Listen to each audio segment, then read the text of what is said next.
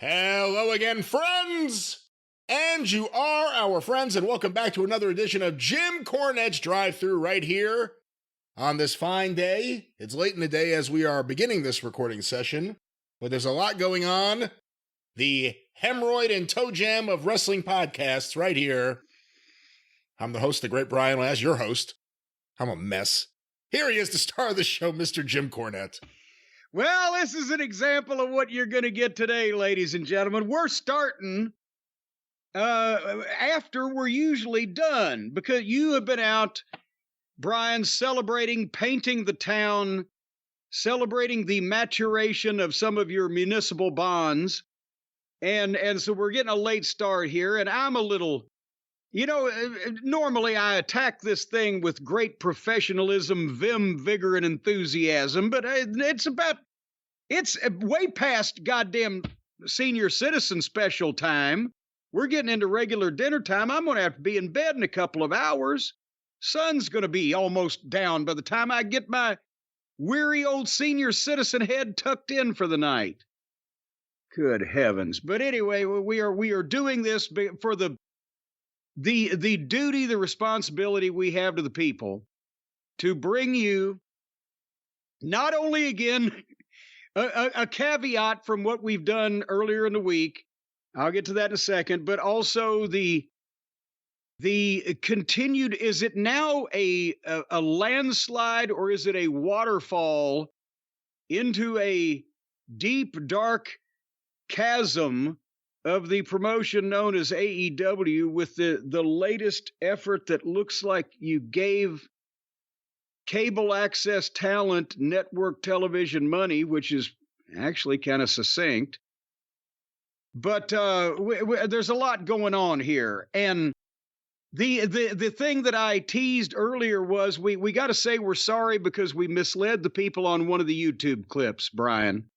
You know about this now. We misled the people. The title of one of our YouTube clips was Jim Cornette on why he's trending on Twitter. But by the time that we recorded it and put it out, I was trending on Twitter for a completely different reason. And so some people missed. So we're going to do part 2 of why I won't stop trending on Twitter. That's going to be a little bit later on in the program also. But goddamn it, this is your show. But I'll have you know, Brian. I don't know what's happening, okay? I'll have you know that you're lucky to have me here today. I actually had to transport myself to add to the indignity to a local medical facility yesterday. You don't know about this. You've been off whooping around making merry. I went under the knife yesterday. This is a shoot. I was over here at the goddamn urgent care. But did you care? No, not a bit. I didn't know people go under the knife at urgent care. Well, goddamn, sometimes it's urgent. And then they send you to the hospital. It's urgent care. They don't. Well, no, they didn't fuck around. They just did everything needed to be done over there. No, I'll tell you what, it could have been the big one. This could have been a life-threatening situation. I had to top Darby Allin. He gets hit by a bus, so I've got to, undergo severe stress. But do you think what happened? Well, go ahead. What are you going to say? Is urgent care closer to Vince's vision of medical facility than a hospital is? It seems like it is to me, because that's the only place I ever fucking go. Because there's like 3 urgent care places within 2 miles of my house, and this was a weekday at 3:00 in the afternoon. There's never anybody there, and there wasn't. And it's easier than getting in to see a regular doctor sometimes when you've got, you need to get the antibiotic or the probiotic or the symbiotic relationship going with some kind of goddamn thing. Just boom, go in. It's urgent. Go right on in there. So here's what I was working. I was back and forth. I was in the garage. I was in the office. It was a day that I didn't have to speak to you. Glory, hallelujah. And didn't have to record anything, trying to get some work done around the house. And I go to scratch my side, Brian, and right in my side, on the right side, about halfway down between the armpit and the top of your hip, just in that part where you really have to crane and turn around and be almost Lanny Poffo-like to be able to see it, right? Oh. As I go to scratch that fucking area there, and I feel something. What the fuck is that? And I look down and I see it's a goddamn tick. I have a tick embedded in me, head first, like it goddamn did a high dive into fucking concrete. Boom! Its little body is flapping out like a goddamn fucking yard flag, but it's stuck. And I'm like, well, motherfucker. This little bastard's not getting this. I will not put up with this bloodsucker. I've cut all the rest of the bloodsuckers out of my life. I'm not going to deal with this bloodsucker. Holy shit, why didn't we figure out that should be the next thing that Jericho trademarks? The tick. The wrestling tick. The tick. He looked tighter than the tick the other night on Dynamite, but well, back to this for a second. So I get to goddamn Tweezer, but I have to go get Stace because it's that place where not only are you right-handed, so you're trying to reach up against goddamn the grain. It's like you're trying to put a fucking Kimura on yourself, but it's hard to see, especially when I've got just the beginnings of a little mud flap there on the side there from where I'm now more svelte than I used to be. It's very hard to see. I'll get Stace to pull this son of a bitch off. So I get her, give her the tweezers, and Mama Cornette, because we live out in the country. Obviously I'm familiar with ticks and had experience with ticks. And I've been out in the yard with Harley lately, so it's not a surprise. But usually this would work, the Mama Cornette technique, how did your mother remove ticks from you? For all I know, I've never had a tick. There was one time I thought I had a tick. Oh, come on. I ripped the bug out of my head, but I'm not sure if it was a tick or not.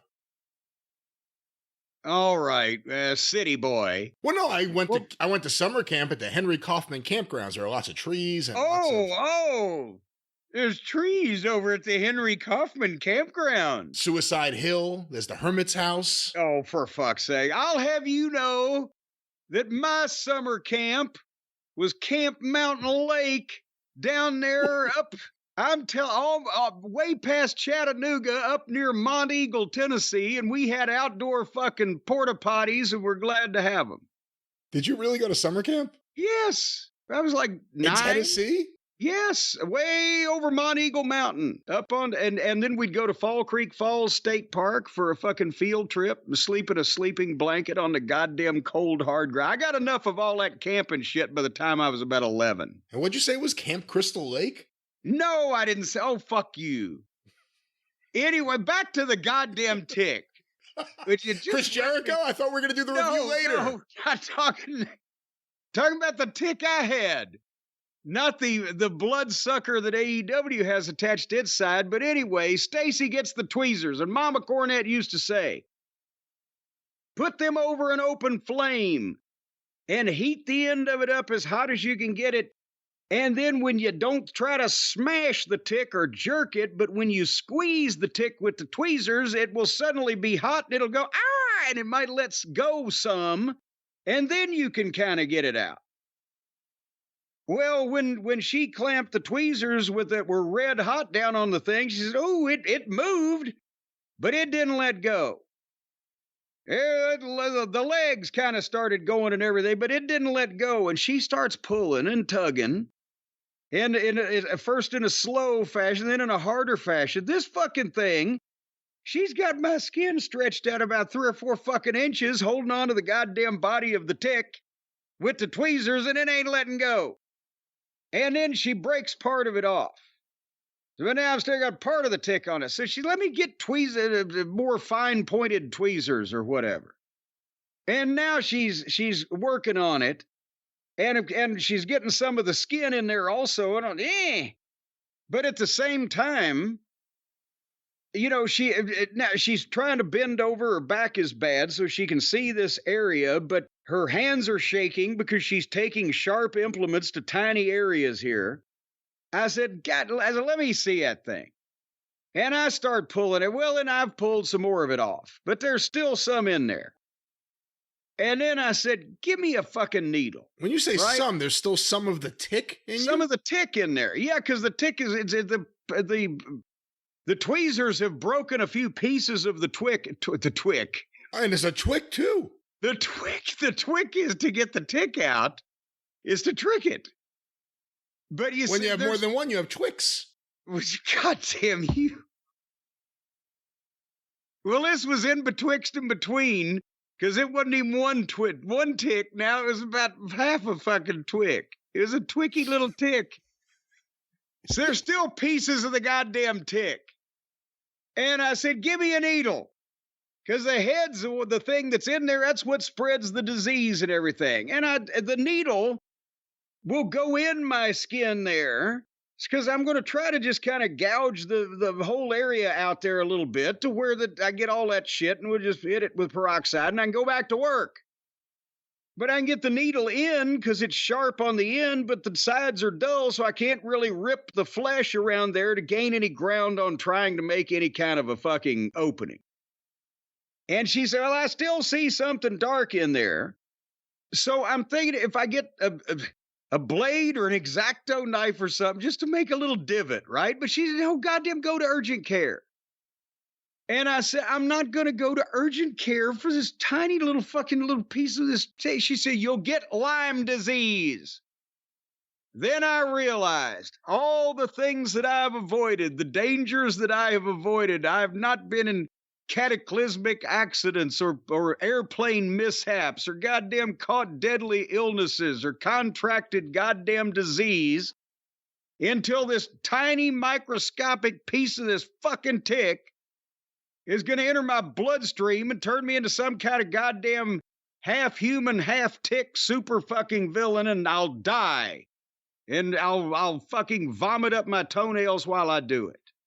Because I don't know what happens to you when you get Lyme disease. Do you? I don't remember when I moved into the previous last manor and I met the mailman and I was asking about wildlife in the area because of Swami's a small dog plus the baby at the time. He said, I wouldn't worry about the deer, but I'd worry about the coyotes. And then his next thing was, I can't even tell you how many of your neighbors have Lyme disease. That didn't help. What the neighbor, like the human neighbors are all infected with Lyme disease? Is that why you moved? That wasn't why I moved, but... Could you observe any discernible affliction from looking at them? Do they turn like green? I don't even like know how limes, he, how did he know?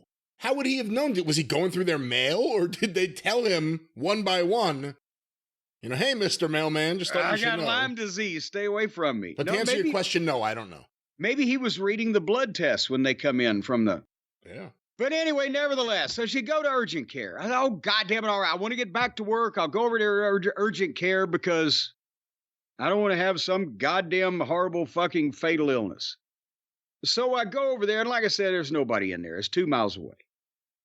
And I tell them at the desk, I tell them that basically I have tick particulates in my side, and my wife is convinced that I'm going to have Lyme disease and die a terrible death, so I need a medical professional to evaluate me and see if this is indeed the end for little Rico. And they popped on it, and they said, come right on back. Because there's 5 of them working there. They're sitting there doing nothing. I walk in, I'm the only patient. So they asked me the questions, am I allergic to fucking Dalmatians? I don't know what the fuck. And then the doctor, she goes and gets this magnifying device, because it's a tiny little place, right?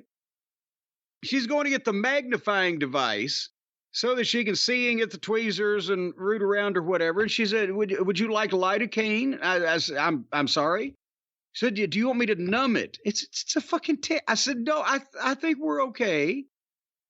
So she comes back and she's got the magnifying thing, which either looked like a jeweler or a goddamn coal miner. It's one big lens that has a apparatus that straps around her head, and the one lens goes over one eye that magnifies but she's trying to put it on over her existing eyeglasses that she's wearing. And as she's trying to put this thing over her head, over her glasses, she's fumbling, her glasses are falling off her face. I'm like, this is the doctor. I may be better off with the fucking tick. Right?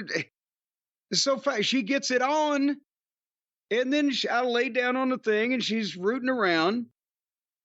And she, oh, yes, I see this and that, and boom, boom, boom. And she said, are you sure you don't want lidocaine? Like she's taking a bullet out of my fucking. I said, ma'am, you haven't got halfway to where I was doing it to my own self. I believe we're good here. Just let's conclude this procedure. And finally, she comes up with this goddamn black speck and fucking puts it on a piece of cotton and shows it to me. Like when they change your oil at Valvoline, they show you the dipstick. She showed me the piece of the tick. Thank you. I'll take your word for it. If you've given me a clean bill of health here. And she put a Band-Aid on it. They gave me some kind of, what is it? Tetracycline or some kind of lean pills to take to blast the potential poison and disease out of my body that may have existed there. And I should be right as rain from now on, unless I get very sick and die. And I should watch out for a bullseye rash to come up around the point of origin. Apparently red rings until they envelop me and I look like a goddamn red and white zebra. All right, well, keep looking for that bullseye rash, and good luck with all that. Jim Cornette on Lyme disease. A public service announcement. Ladies and gentlemen, if you do indeed find your body infested by ticks and have particulates inside your body, go have them dug out by a medical professional or you'll get very sick and die. All right, well, that public service announcement was brought to you by the man who went under the knife at urgent care, Mr. Jim Cornette. And again, you don't have to send flowers or cake, lots of cake. You don't have to do that. But since I'm recuperating here. Flowers, cake, cash, anything to make a puny old senior citizen feel better. In his twilight years, I'm turning into Ron Wright now, ain't I? Well, Jim, before we get going, and I know we're going to dive right into Dynamite because it's such a spectacular shit show that we're kind of dying to see what the other one's going to say. I have some breaking news as we are recording. Oh, boy. This is from the website cartoonbrew.com. By Amidi. MeTV announces Toons Network, a free channel dedicated to classic animation. In what is quite possibly the most exciting news in years for fans of classic animation, Chicago-based Weigel Broadcasting Company has announced the launch of a free 24/7 animation network dedicated exclusively to classic animation, from theatrical shorts to TV series. It goes into detail here. It will include... And that's me. That's our friends at MeTV. That's right. Weigel Broadcasting. And they have Tune In With Me every day. They have Saturday morning cartoons. They have on MeTV Plus a big run on Sunday nights. And it says here that on the network, MeTV Toons will be Bugs Bunny, Daffy Duck, Scooby-Doo, Tom and Jerry, Josie and the Pussycats. Oh, yeah. George Jetson, Top Cat, Popeye, Freakazoid. Wait a minute, Top Cat? You just fucking glossed over Top Cat? I didn't gloss over. I'm reading the list of names. Well, he should have more fucking cachet in your... You should name. Top Cat. Name. Go you didn't ahead. stop me for George Jetson. That guy almost flew off a treadmill into space every week. Well, he wouldn't be anything without his family. Popeye, Freakazoid, Yogi Bear, Johnny Quest, and Fred Flintstone. Johnny Quest! And Race Bannon. What about the Herculoids? Give me some Herculoids, baby. Well, I said also Fred Flintstone, and it says the network will additionally license cartoons from other companies, and its lineup will also include Rocky and Bullwinkle, Woody Woodpecker, Casper, Inspector Gadget, Mr. Magoo, Betty Boop, and Speed Racer. Go, Speed Racer, go, Speed Racer, go. I have to say, as a fan of animation, classic animation, this is incredible. The idea to have all of these on one network without, and I kind of, you know what MeTV brings to the table without, all of a sudden, we're going to have original shows. We're going to try to get kids in here. We're going to change the model. We just want something to run all this old stuff. This should be pretty cool. Well, when you first started, I thought, well, this is what Cartoon Network used to be, and then they've kicked it up a notch, because they didn't have all of that under one roof, one umbrella, one broadcast entity. And like I said, we need some Wow. we need some Herculoids, the original stuff, not the remakes. And again, this is from their press release here, but it really says something. You know, when I talk to my kids, they have no idea, my oldest ones and my youngest ones, what Saturday morning cartoons were. When I was a kid, Channel 2, Channel 4, there was some stuff on Channel 7, Channel 5. There were cartoons all over the place. On Saturday mornings, that's gone. Oh, kiddo. Oh, kiddo. In the 1970s, back before people were able to see in color, that was the most long-awaited time, was the fall preview episode of TV Guide, where you could see what the schedule was, not only of the network programs, but they had the Saturday morning cartoon section. Because about 8:30 in the morning on ABC, CBS, and NBC, after the various local news, Farm Report, and whatever the fuck, for the next 4 hours was kids' cartoons on every goddamn channel. Whether it was the wacky races stuff or the Johnny Quest stuff or the fucking Casper the Friendly Ghost stuff, whatever your age or goddamn predilection, you had cartoons. Well, listen to this. The reason I say this, my kids don't know what it is. I still miss it. I still put this, what MeTV does right now, their Saturday morning cartoons on, so my kids have gotten to see it. In the presentation yesterday, Neil Sabin, Vice President of Weigel Broadcasting, explained the reason for launching the new network, and it was largely to do with the popularity of the Saturday morning animation block on MeTV. In the fourth quarter of 2023, he reported that MeTV's cartoon block outperformed Seinfeld and The Office on Comedy Central, Law and Order on USA, and Friends on Nick at Night in the 25 to 54-year-old demo. Boom! Wow, how about that? That is, it's amazing, but not surprising when you lay it, because that's what we all watched. That's what we all grew up on. That's what we haven't had a chance to see in a while. Well, of course, you know, with the Bugs Bunny, Roadrunner, all the Looney Tunes classics, a lot of other stuff. I have my VHS compilations from years ago, but most of the normal people don't get to see that every day on free television or easily or etc. without sitting in front of YouTube forever. You know, just recently I got to introduce my kids to Woody Woodpecker, because he's not someone there's really been a lot of stuff done with. There's been the movie they made a few years ago that wasn't exactly lighting the world on fire, but when I was a kid, every day when I came home from school, the first cartoon on Channel 5 in the afternoon was Woody Woodpecker and Chilly Willy. And you watch it now, and it's just it's just chaos. It's just... I'm telling you, that pecker was made for kids. Well, I wouldn't say that. I wouldn't phrase it like that either, and you shouldn't have either, but this... he's a Walter Lantz classic. MeTV Toons will launch June 25th, 2024. It will be available for multi-platform distribution on over-the-air broadcast television, traditional MVPDs, and virtual MVPDs, along with a complimentary... Now, wait a minute. What are the virtual NYPD? What now did you say? A multi-channel video programming distributor, as well as complimentary offering for ad-supported streaming. So how about that? They're launching a Will it be on my local cable like MeTV regularly is? I think so. Okay. I mean, that's what they're saying here. It's going to be offered for that. I guess sometimes it takes time for everyone to get every cable operator to pick it up. But the idea, you know, I just love that some of this stuff exists, and they've been showing some remastered, they look beautiful on a big TV. And the idea now getting Rocky and Bullwinkle into this mix, and you got the classic Popeyes and all the Fleischer Studio stuff. Very, very cool. And more exciting to talk about than AEW. Yes, it indeed is. But I'm following wherever you may lead. That's kind of my big question. What would AEW do head-to-head with the MeTV animation block in the key demo?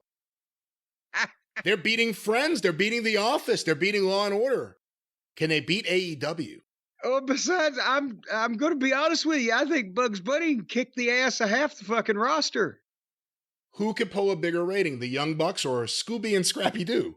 It's a question everyone's wondered. John Moxley or Captain Caveman. Or Top Cat. We can never forget Top Cat. Can't forget the Top Cat could get to the bottom of all of this and have everybody fall in line. Because he had everything run efficiently. I'm sorry. Well, Jim, speaking of getting to the bottom of things, and before we get to Dynamite, let's quickly bring up, I don't know how quickly it'll be, but you trended again. I don't even know if it's again. It was just part of the overall trend that was happening and you got swept up in. I was already trending and I received a boost to trend for a few more days. Well, Adam Pearce, someone you previously worked with in Ring of Honor and who is now I think he's the general manager of Raw, is the official title. Yes. He's been on WWE TV for a number of years. Everyone seems to like him except for merchandise weasels. I mean, everyone else has good things to say about him. And he decided to tweet out that he was wearing a very special outfit for Monday Night Raw, and it caused some people to get quite upset. And I know we'll talk about Raw later on, but also Pat McAfee would then make a mention referring to the outfit. And again, it caused other people, oh my God, I can't believe he said it! I think McAfee may have not gotten the flack that Adam did because he just made the comment on television. It's not like people could reply to that instantaneously from their phone or whatever. But poor Adam continuing the joke that was peripherally about me, as we'll get to in a second. He makes a tweet and every degenerate dumb fuck and fake person on Twitter immediately clogged up his goddamn tweeting machine. So we apologize to poor Adam for having to deal with a bunch of knuckleheads because apparently, he's been doing things on Twitter, saying things on Twitter, appearing on Twitter for years and years now, and nobody's decided to hop onto him until it's not the WWE fans, it's this sub-genre of subhuman with 72 different accounts apiece that decided to hop on him and scream at him for no reason. So we apologize for poor Adam to have to block 14 people with 72 accounts apiece. But nevertheless, having said that, it's a surprise that I'm friends with Adam Pearce. We worked together in Ring of Honor 15 years ago. I've told the stories of our days in Ring of Honor and him telling Carrie Silk and fuck Sid and Ross, the merchandise weasel, and blah, blah, and the whole hee-haw gang. We enjoyed working together. Why is it a surprise? I've never had a bad thing to say about him that we would be friends suddenly. But nevertheless, what happened was because they're doing the draft on the WWE shows, and the red is for Raw and the blue is for SmackDown. Then Adam Pearce wears and I must have, it was beautiful. And he pulled it up, blood red sport jacket and matching tie, black shirt, black pocket square, very striking look, very reminiscent of another person's look back in the old days, but I don't want to toot my own horn, but toot toot. But anyway, as he's going out to do some of the draft picks, they get a shot of him in this outfit. He makes some comments. He turned as he's walking off. They're going to the break. Pat McAfee says, "Hey, grab a tennis racket, Pearce." Because he knows what he's ribbing fucking Adam, right? He looks like Cornette. Got it in before the break. It's just a little joust. It means nothing to their audience or in their universe because it's so much bigger than AEW's.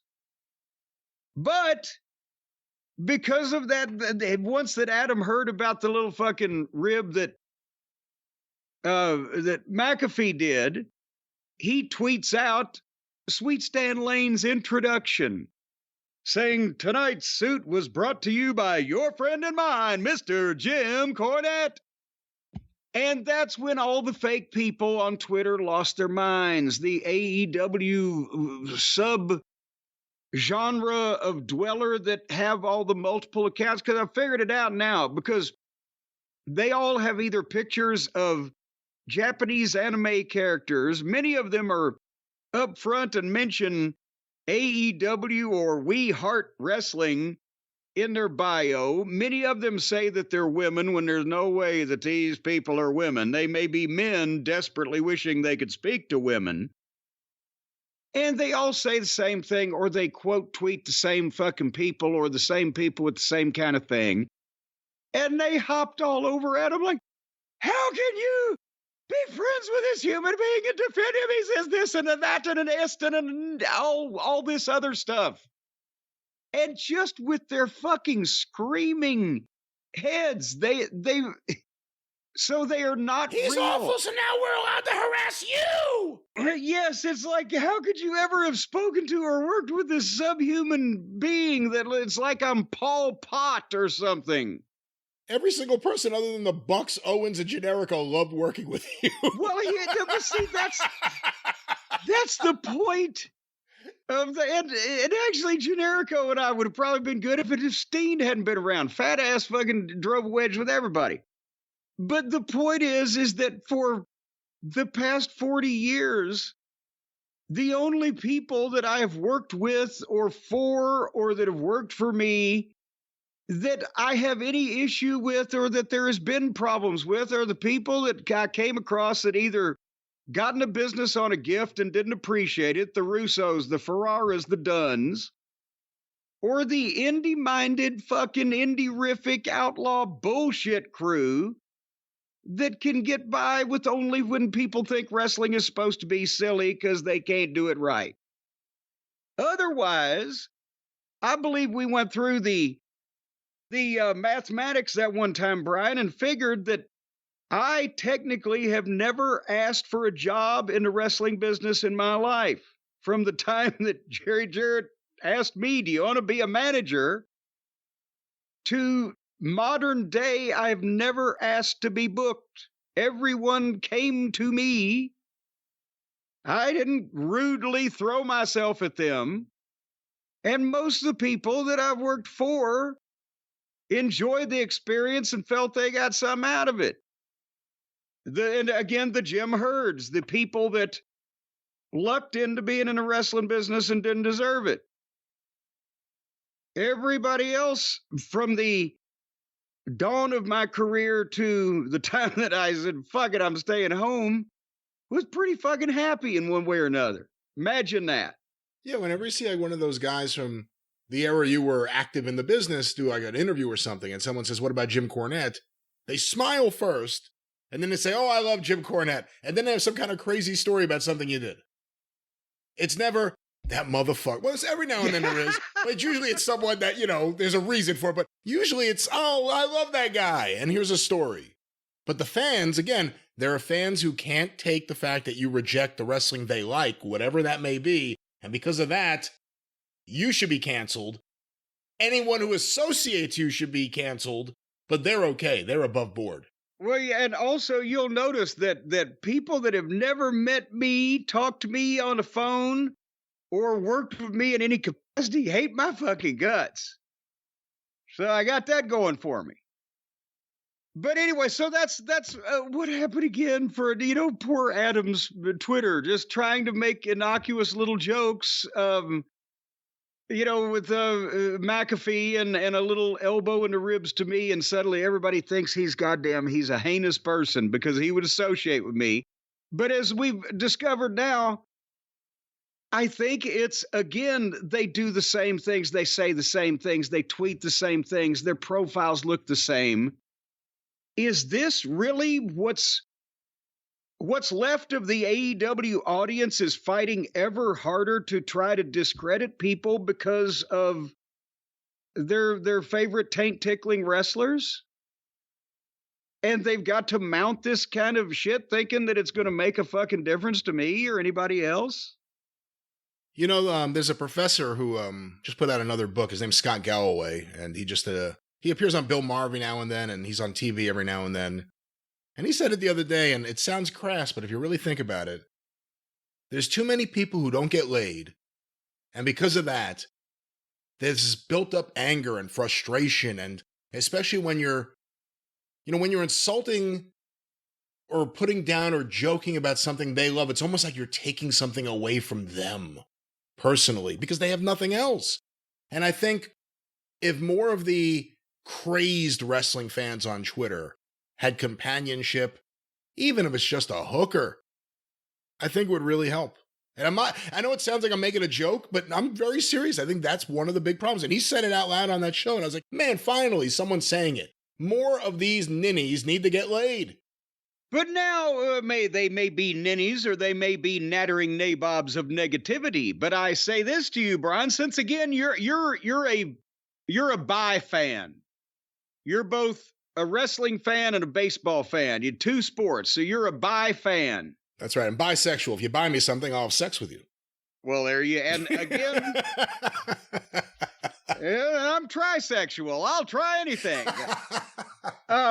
So in baseball, if a retired baseball player of some repute, doesn't have to be a goddamn Hall of Fame, guy, just somebody that made it out of the minor leagues, is somehow as a broadcaster or as a columnist or a commentator or whatever they're doing in the modern baseball world, retired great baseball player or moderately good baseball player, now he's commentating on the sport in some fashion.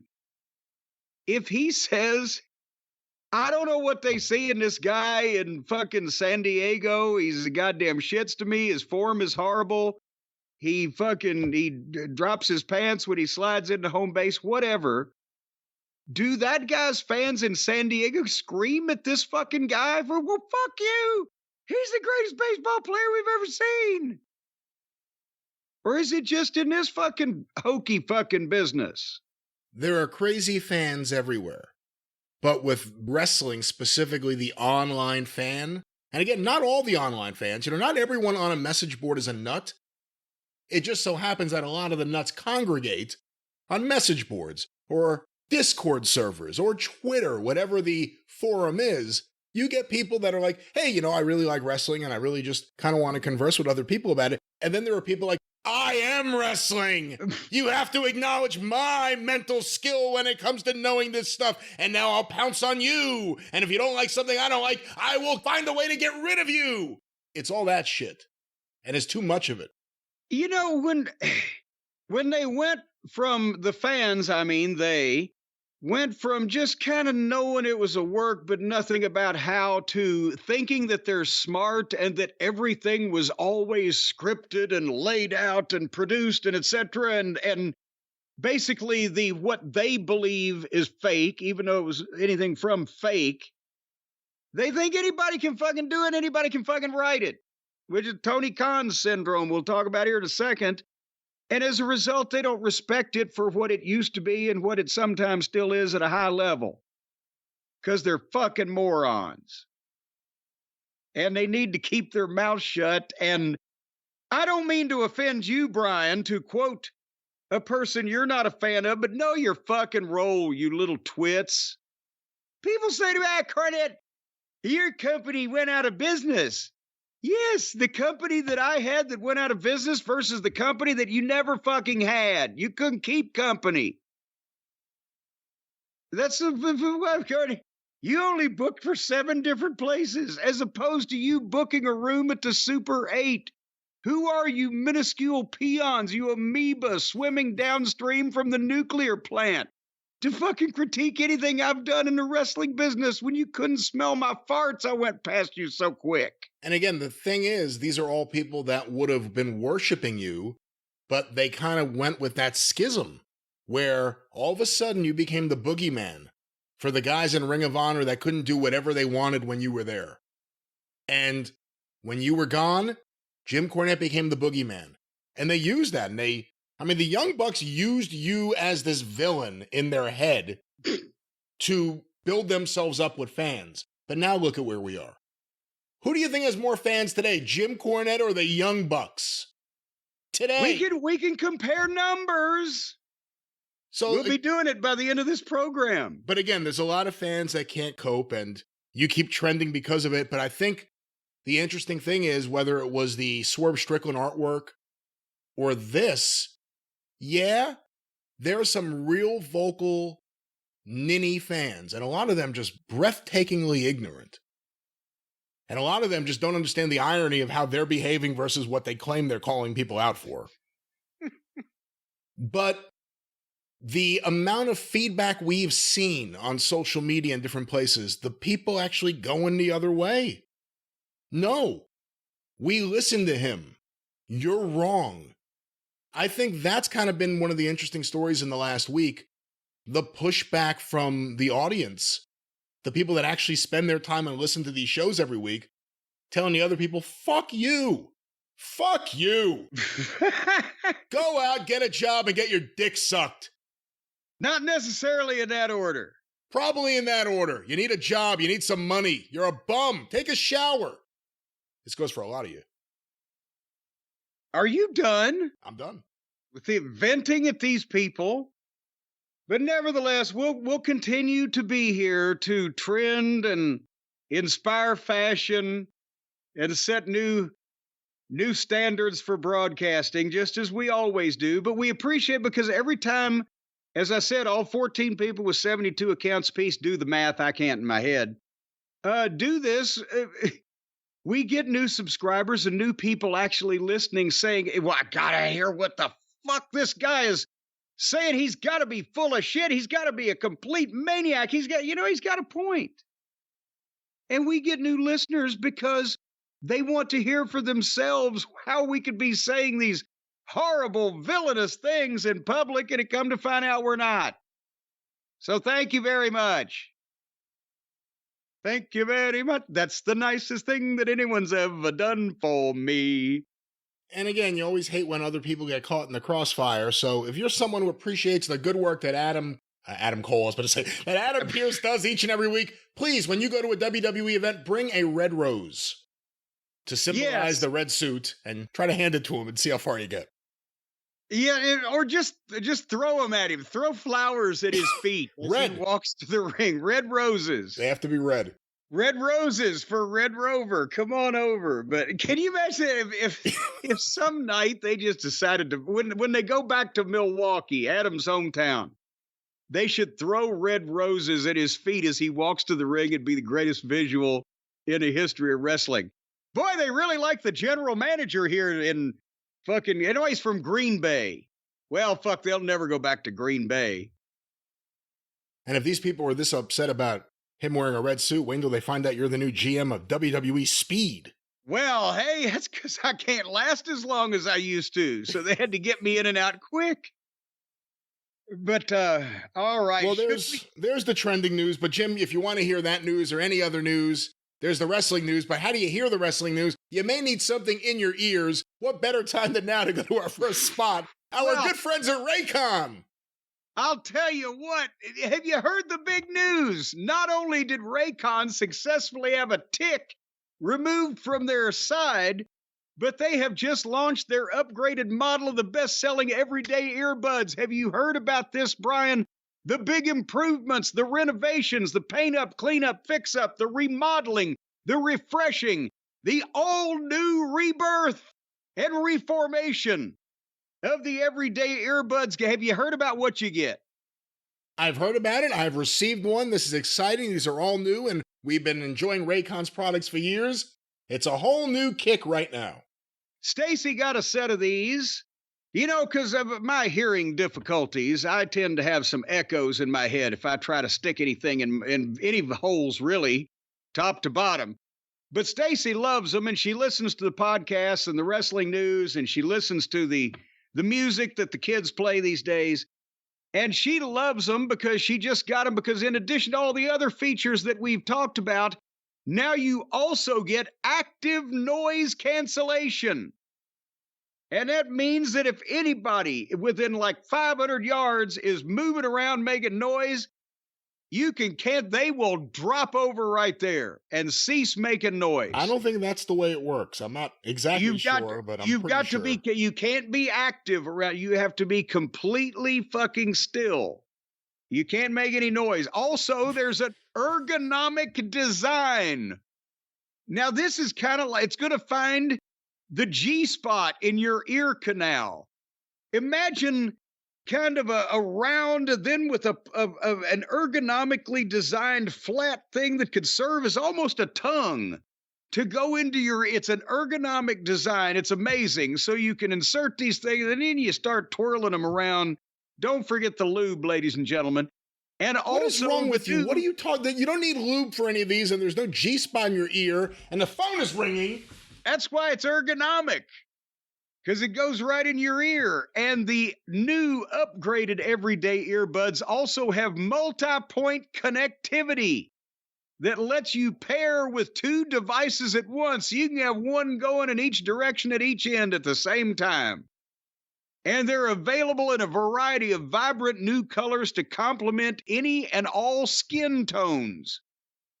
Unfortunately, mine turned out to be green. So they have a thing, they'll match you. Just send them a picture and they'll match you.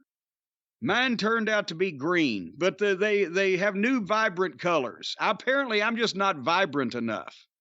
But apparently, they've got earbuds in colors that you've never seen before for people that have yet to land on this planet.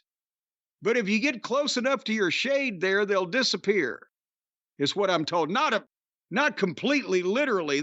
You won't be able to see them. They'll still be in your ears. You'll still be able to hear them. But I mean, already they had the optimized gel tips. Already they had the various multi-part functions that made the everyday earbuds what that. Now they've got a quick charge function.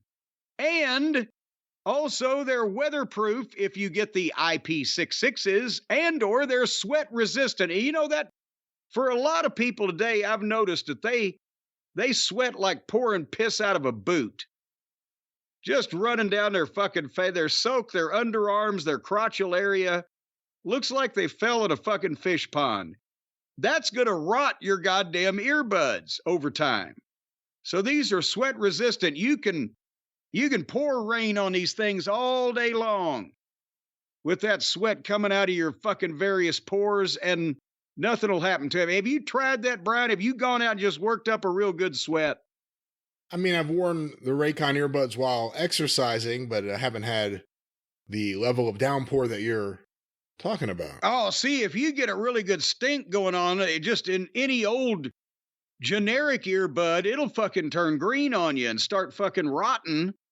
And then you've got the rust to think about, and that harms the sound quality when you're listening through rust and ear rot.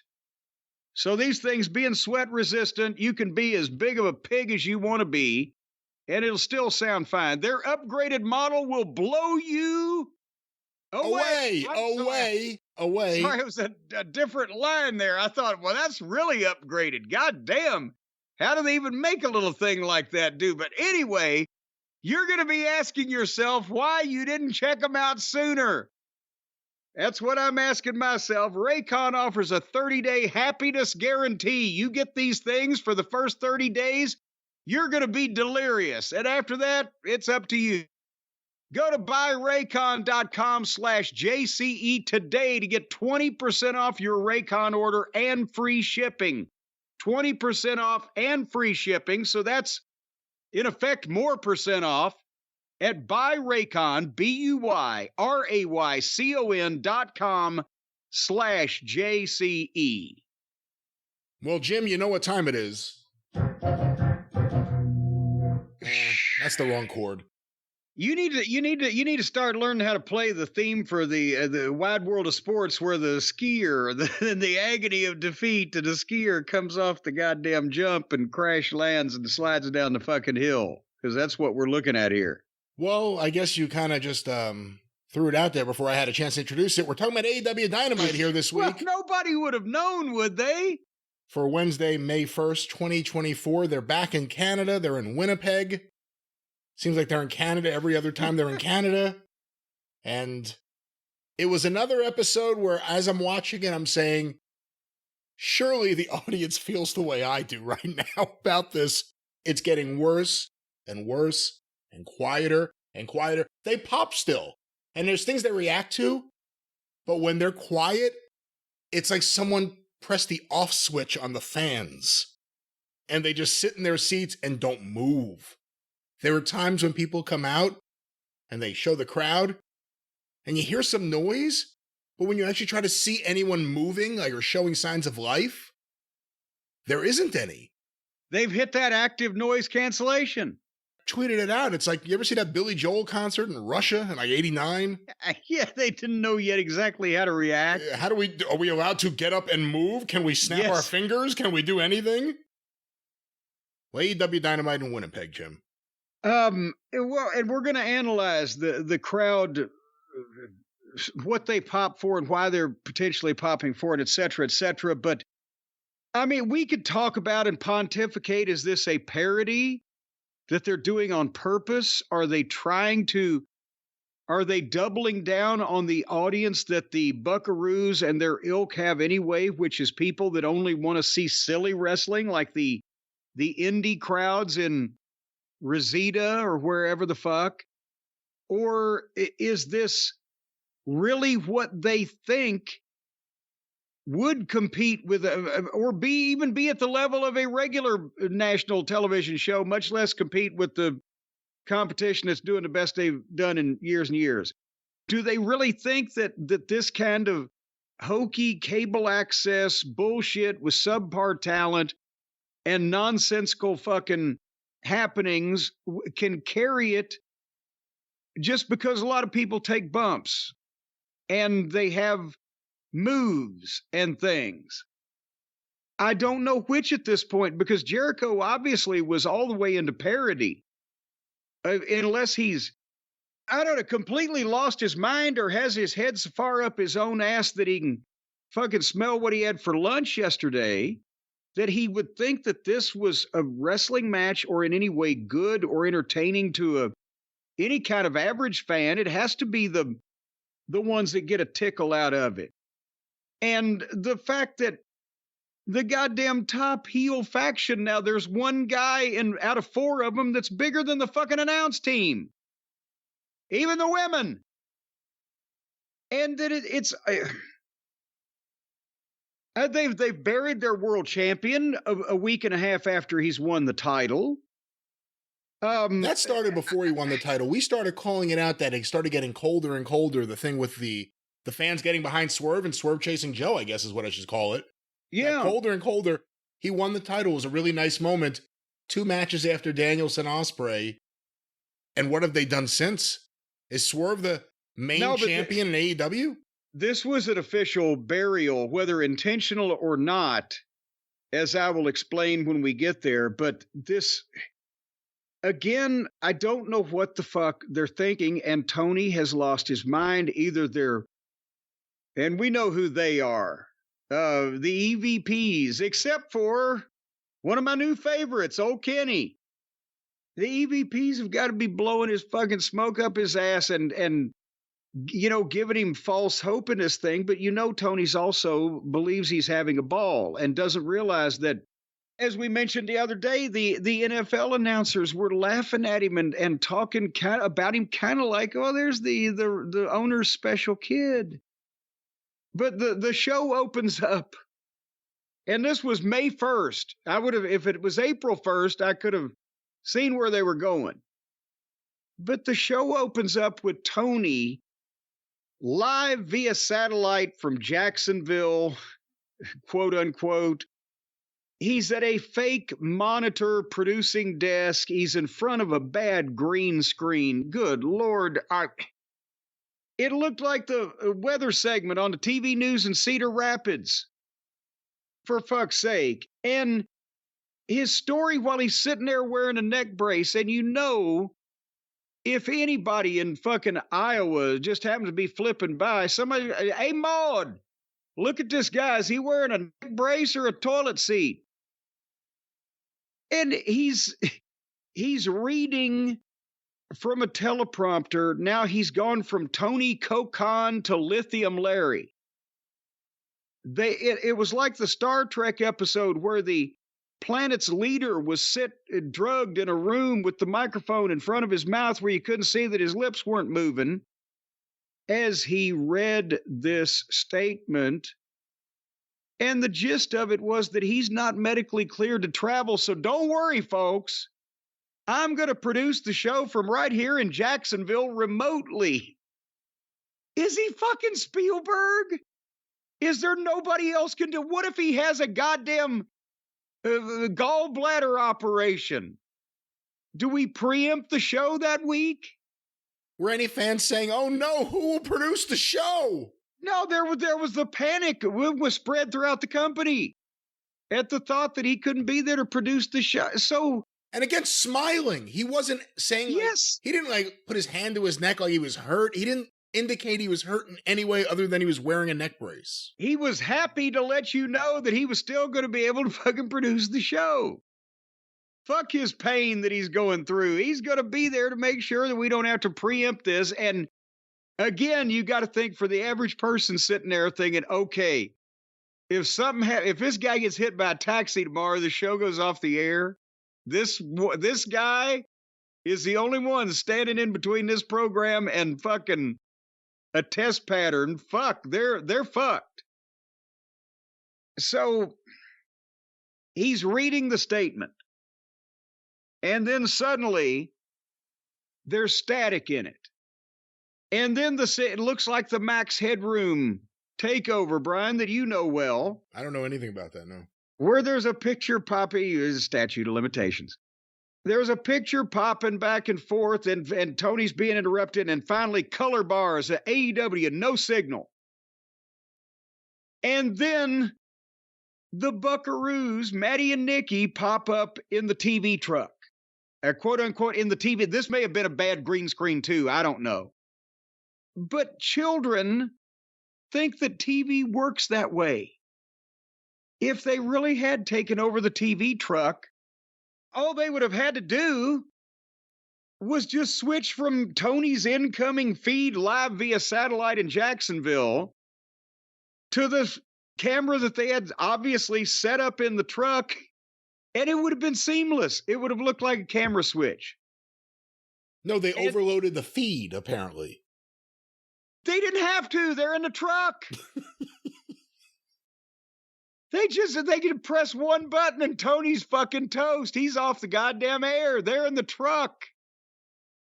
If they don't know how TV works, they have people there that could have explained it to them.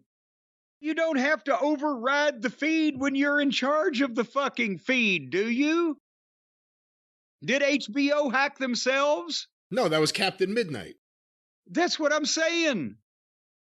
It's only a real hack if somebody outside does it, not when they do it from master control, you stupid motherfuckers. Anyway, they're running the show tonight. And they were smarmy and douchebaggy and etc. when they did it. Before we go into the regular program, do you have any comments to make about what we've already seen, that these children are in charge of this thing? You know, I was waiting with anticipation how they were going to follow everything up.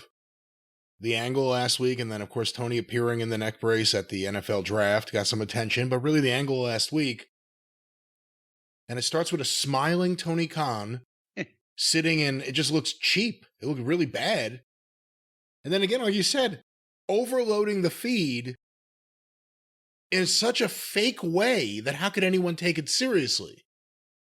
And then it goes to the Bucks, and I'm sorry.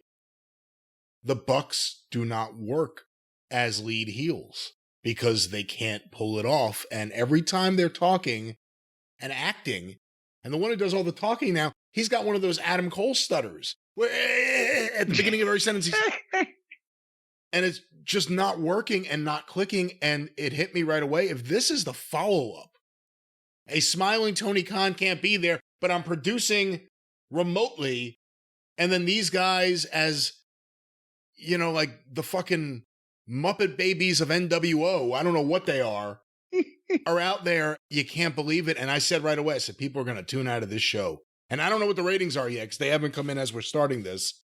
But I thought this was a bad first sign. Which one's Jerry Mahoney and which one's Knucklehead Smith? Look, Google it, kids. He used to live in Point Lookout, Paul Winchell. And somebody else needs to look out too, because even if they wanted to try to carry this off, wouldn't it have been, should Tony have been sitting in Shad Khan's office? Should Shad have been saying, Tony, this is too dangerous. You can't do this anymore. No, I'm going to stand up on my own 2 feet, Dad. I'm not going to be run out of this company that I started in the end, just by these turncoats or what, something, but they should have gone the other way. Yeah, they should have gone the other way. Him like in a bed, like operating the show via tongue, like a Swedish nurse. But thank goodness, good body.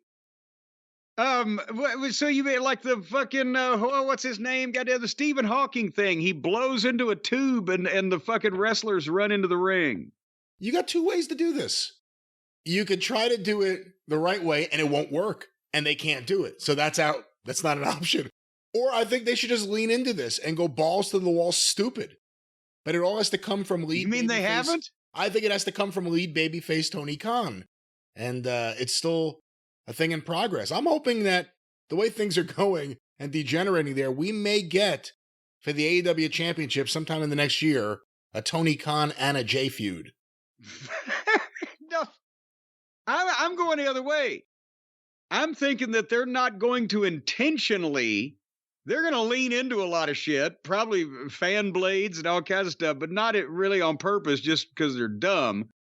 But this is the real ratings draw is going to be as Tony gets more and more desperate, under-medicated, over-medicated, burned out, stressed out, whatever the case, the actual on-camera nervous breakdown, now that he apparently will be a recurring character in this fucking dog and pony show, he's going to be like a comedic Howard Beale, where everybody's going to tune in to see how far his mental breakdown will progress on each week's television. I guess this is the point for me to ask you this, because there's other stuff that happens in the world of the, heel EVPs later in the show, but this really is the follow-up to Tony getting hurt. Also, his dad coming in the ring. That was the very last thing we saw on Dynamite last week, was Shad Khan. Cut off at 10, so everyone got that episode, like there was no overrun. The last thing we saw was a concerned Shad Khan, if you knew who he was. Otherwise, it was just, who's that concerned man? You had questions. Did they do anything to follow that up properly? Didn't mention him. Didn't mention old Shad coming out there. Didn't fucking, didn't. I mean, that's the thing. If you haven't followed AEW since last week's show, and the last thing you saw was all that, and you begin this week with a smiling Tony Khan in a conference room, how are you supposed to take any of this seriously? Well, but also, they didn't show Shad, but they didn't show any medical treatment that Tony might have undergone. They didn't, it's just that he felt himself to be so indispensable that the people would tune out instantly if they didn't know at the top of the program, Tony's producing it, that had to override any common sense and logic that he got fucking dropped on his head, that little stack of dimes neck that he's got. And a week later, he's sitting up producing a show wearing a fucking Walgreens neck brace, a soft collar, by the way, not even a halo. They should have screwed a halo in. But it's just, it's idiocy.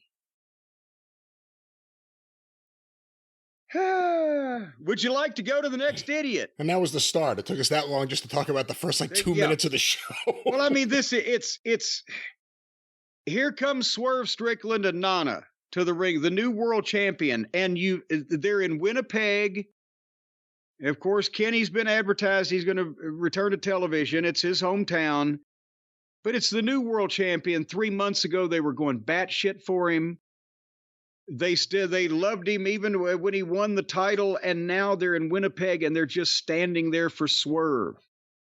And, as soon as he starts talking, he's doing a promo on the selfish, greedy, childish EVPs that are throwing their weight around and trying to run roughshod or whatever. So now the world champion is tied up in the orbit of the Lollipop Guild and being made to react or register his displeasure or comment on it or get it over or whatever. Yeah, it's going to be like when Dusty was booking and everyone went out there and talked about Dusty. It's going to be No, come on now. Except Dusty was over, but it'll be just like that. Dusty was over, Dusty drew money. But it'll be like that concept, the idea that now everyone has to go out there and talk about the EVPs, the booker. Talk about the booker. And then suddenly Swerve, okay, now that he's talked about somebody else's fucking affair and somebody else's angle, they leave him to his. He's the new world champion. He says, so I can't wait to find out who the next challenger is going to be. Who's it going to be? Come on out here. And he's waiting for it like it's that easy to, okay, I want to be the fucking next challenger. I'll just walk out there. And would the guy be standing there when he said that? Why isn't there ever a fight? Like guys trying to get out there first? Yeah, trying to fucking muscle their way through the fucking door, doing a shoulder-to-shoulder thing, whatever. No.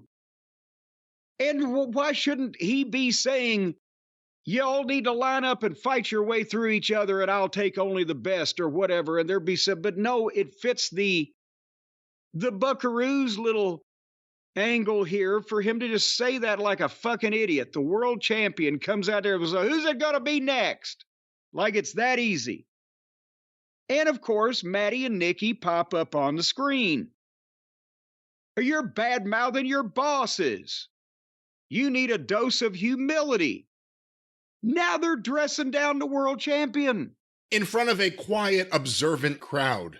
In front of a crowd who's standing, not even standing, sitting there. Just, they're not actively throwing rotten tomatoes, but nobody's interested. And we're going to get to it in a match here. Remind me to talk about the reasons why the crowd is reacting some of this way when we get to one of these fucking matches. So the Buckaroos dress down the world champion and tell him they've got a quality opponent for him for the pay-per-view. Play the music. And it's Christian coming out with Dino Douche and Nick Plain and Nick Plain's mom. Well, they teased a little bit that it was going to be Omega because they said it was a Canadian wrestling legend or whatever they said. Well, yes, but still, it doesn't matter because nobody thought it was going to be Omega because he really fucked up. I'm not even talking mentally here. But anyway, Christian has the microphone, goes to say something, and suddenly sucker punches Swerve with the fucking microphone. At least Swerve took a better bump than Tony did when he got hit with the microphone last week. But he then gets on him and throws about 4 or 5 punches. And did you see what Nana was doing when his guy gets attacked? I remember Nana getting attacked. No, what was he doing when Swerve got attacked? When Christian punched him and starts getting on him, Nana had to stand there. Because his spot wasn't called for yet. Whoever produced this fucking thing, or if they did it like it was supposed to be done, oh, well, it worked in rehearsal. Nana's left standing in the corner. Yes, he's a manager, but he's a grown man, and he's a baby face now, and it buried him. He's having to stand there. Do I step out? What do I do? Because Swerve has to start his comeback. And he makes a comeback on all the heels, boom, boom, boom, but then spins around and comes face to face with Nick Plain's mom and can't hit her because she's a woman. She's also bigger than he is. She had 3 inches on him and it looked like her shoulders were broader. So anyway, then Swerve pauses because he can't hit the woman and the heels stop him. And now that's Nana's spot. He runs to help and Dino Douche headbutts him. Right, so they didn't. This was a mess. Well, then Christian gives Swerve his finish, the kill switch or whatever, on the belt, on the title belt. And then they have Nick Plain give the cutter to Nana, right? So Swerve, the world champion, took Christian's finish on the belt, and Nana, the manager, took a cutter in the middle of the ring. And then Christian gets the microphone, and as Swerve is laying there face down at his feet, and Nana is laying over by the side of the ropes and not moving, selling, Christian cuts an endless promo. Endless. You want to know how endless, Brian? After 2.5 minutes, even Dino realized that Swerve was being buried, and to hold Swerve down, he put his foot on his back. And Swerve had to act like he was glued to the mat. And after 3.5 minutes, that's how long that Christian was talking over. There have been people been in car wrecks. that could stagger to their feet in 3.5 minutes. Nana, one thing, he's a manager, but still he sold a cutter for 3.5 minutes immobile. The world champion sold the goddamn guy's finish on the belt for 3.5 minutes. And to add insult to injury, the fucking job guy with the heel is standing on him like a fucking doormat. Am I suitably goddamn indignant here? It went on a very long time. It seems like all Christians things do. And I knew it would, because it took a while for him to get to like some kind of personal insult. There's always something, and this one it was about, I'll be a better dad to your daughter than you. And it took a while to get there. This buried the champion because I'm sorry, but the bumps that Commander and Gravity and Oxygen and Nitrogen and fucking Pentagon and fucking Hexagon and all the other motherfuckers on his show take. This is the world champion. For almost 4 minutes, he's selling a fucking finish, and he's got a guy just standing with his foot on his fucking back. And then Dino pulls Swerve up and pulls one of his braids out, rips his hair, allegedly. Rips his hair out of his head, and Swerve goes back to selling and groveling at their feet. Swerve has already run off the road. Why would you do this to your world champion? This isn't heat. This guy is a fucking doormat. We have cooled him off after giving him the world title because he was the most popular guy and the people demanded it. Now the people in Winnipeg are standing there going, ugh, whenever we're fucking sodomizing him with a rusty fishing knife. I think it's two things. I think one, the booking for Swerve was always suspect, but he overcame that and got himself over. But the stuff they were doing that they brought up here, him going to Nick Wayne's house and attacking him. Yes. It was all ridiculous. He shouldn't have quit terrorizing infant babies in their cribs. That's when they really liked him. But the problem was, I think maybe the booking of him, they got a little overconfident with how they understood the audience. Because it seems like it's all been downhill from there. And the other thing is, I think there's almost a track record now, and we'll talk about FTR later, the sad state of FTR. But it's not a new thing, whether it's them or whether it's here. AEW really does not do a good job of booking baby faces. There's a reason why everyone's some kind of heel. Whenever someone's presented as a babyface, they lose everything. It's just complete weakness from a babyface. For whatever reason, Tony thinks that's how you book. Well, because marks think that, the heels are supposed to get heat. Yeah, to an extent, but not scorched earth. And there is not a clear definition between heels and babyfaces in this company anyway, to the point where you can tell immediately, and then there's the fact that sooner or later, every babyface becomes a heel, in which case you learn not to trust anybody. Nevertheless. Are you looking forward to Swerve versus Christian? No, not after this. We pretty much established that if he can hit the finish on the belt and Swerve is down for 4 minutes, I bet if he hits it in the ring, he can hold him down for 3 seconds. He wasn't on this show, but who's more popular right now with AEW fans, Swerve Strickland or Will Ospreay? Ospreay. Yeah. And he wasn't on this show. Well, but, he's going to be the next champion. As soon as they finish killing Swerve deader than 4 o'clock, then Ospreay can beat him so they're in time for Wembley. But anyway, speaking of beating people to death, poor old Buddy Matthews, God damn it. I hate it for him because this guy, athletically, visually, physically, physique-wise, I love this fucking guy.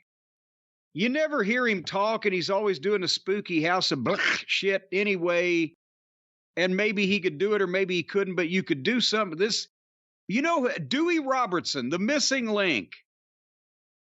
he completely became another person, and nobody knew that he'd been Dewey Robertson, even though he'd been in the business for 20 years. If you could Dewey Robertson, Buddy Matthews, then you'd have a fucking superstar. Get rid of the name and don't let anybody know that he was ever this fucking person. You'd have to get rid of the red hair. Well, that's why Link had a fucking bald head and a green face. Yeah. See, but nevertheless, it can be done. You get some of those green Raycons. But anyway, Edge versus Buddy Matthews. What? Oh, I don't know how that works, but yeah, anything can be done. Yeah. Edge versus Buddy Matthews. You hear that siren? They're coming to take me away. Ha ha, hee hee, ho ho. To the funny farm. Exactly. That was the match. Edge goes to the ring and the lights go out and Malachi Black's spooky voice comes over the PA and he says spooky shit and he laughs and then the music plays and out comes Buddy. And they have a match, a quite extensively long match. And by the way, condolences to referee Aubrey Ed. She was a 4-1 favorite in the Kentucky Derby, but had to be scratched. Apparently had fleas.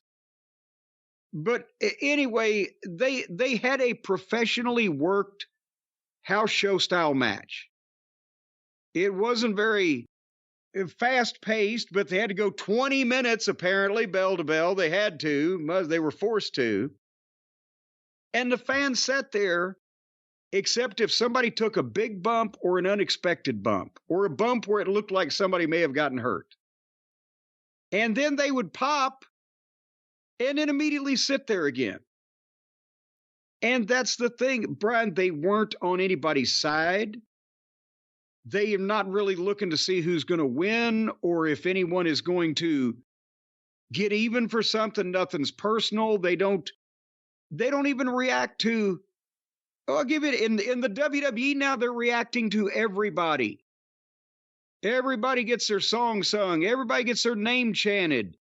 The guys in promos just have to stand there half the time. The people are doing the work for them. And in the matches, the people react to, yes, I want to see Dominic get shit kicked out of him. Or yes, now we want to see fucking Gunther, be defeated or whatever. Or we want to see Jey Uso fucking yeet somebody. Here, these fans are standing there, sitting there. And if somebody takes a hard bump or they see something they don't expect, they will go, ooh, or wow, and then they'll sit there again. There's no personal connection with any of the talent.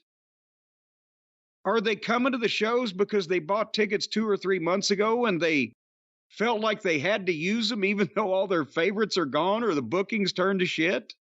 It's like a crowd of pilgrims discovering rock and roll. They just don't know what to do. They just sit there and, stare. Because it doesn't. Are they copying? Is Tony got his dream of an American New Japan and now the fans are just acting the way they think they're supposed to? No. It's not sitting respectfully watching an amazing athletic performance. It's standing there going, would they just get finished with this bullshit? Oh, that looked like it hurt. But is there still going? They're not behind the personalities. They're not behind the issues. They just want to see some bumps. And otherwise, they're standing there staring, watching some of this shit don't belong on fucking TV. Well, with this match specifically, the fans reacted to some big moves and some near falls. But there were moments where it was dead quiet. Now, maybe someone will be there and they'll say, oh, no, I was there. And you heard people buying hot dogs. There were things happening.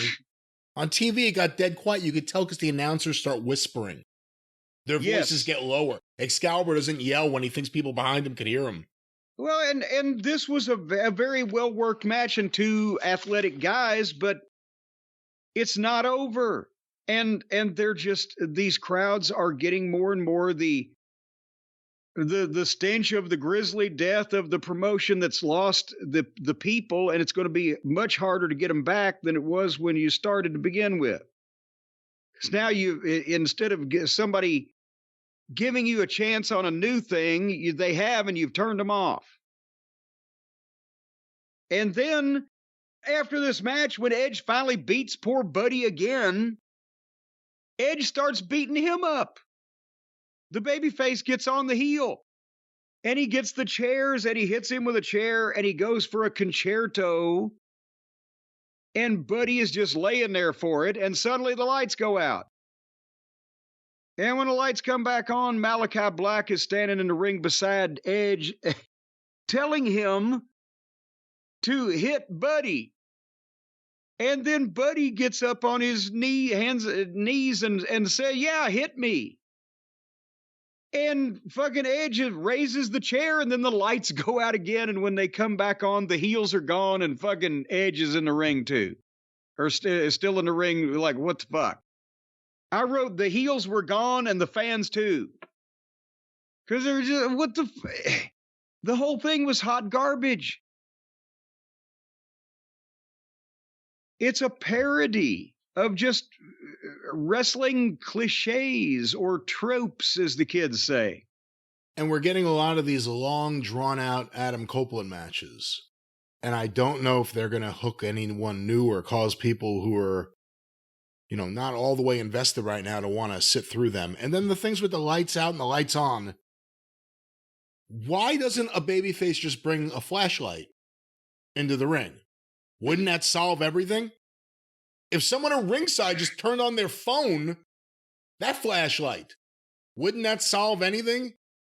It wasn't like the lights went off for like a second. They were off for like, you could tell like, oh, it's enough time for people to move around and go somewhere. Yes, they're going somewhere. Well, that's the thing also is, more importantly, if you're going to talk about lapses in logic, why does the heel turn the lights off, appear next to the babyface, and then tell the babyface to hit his own partner with the goddamn chair? Because it's spooky? What if he said okay and just give him brain damage right there? And then Malachi Black's, well, fuck. I guess he did do it, didn't he? What was going to happen? They planned for the light. They knew that he wouldn't do it, and they could turn out the lights again and run away. He seemed like he was going to do it. And then Samoa Joe beat Isaiah Cassidy in 3 minutes, and he should. Now, I forget exactly where we are here, but I was surprised when this match came out, Samoa Joe versus Isaiah Cassidy. I'm finding myself more and more surprised by the things they're putting out there on a show that needs ratings help. And I knew that wouldn't do it. And also, again, I think we're around 45 minutes or so into this episode. No, we're farther. After Samoa Joe and Isaiah, the next segment, we were at 8:56 p.m., but go ahead. So we're almost an hour into the episode. Again, they did the big angle last week. If Vince McMahon, and I hate to use him because everyone knows he's just a dirty pervert. A dirty bird. But he was the biggest and most successful promoter for many years, so we look at what they did. When they did a big angle, and everyone's looking at the Monday Night War, when Vince did a big angle with Austin, when the NWO did a big angle on WCW TV, they followed up on it. It was the talk of conversation. Sometimes the announcers ignored the match. They were talking about the story, about what's going to happen. And that's not always what you want, but sometimes it's necessary. We're an hour into this show. The owner of the company gets beat up by the other executives. His father comes in to make the save. No follow-up. The follow-up is so bad. And now he's been kicked off of his own television show.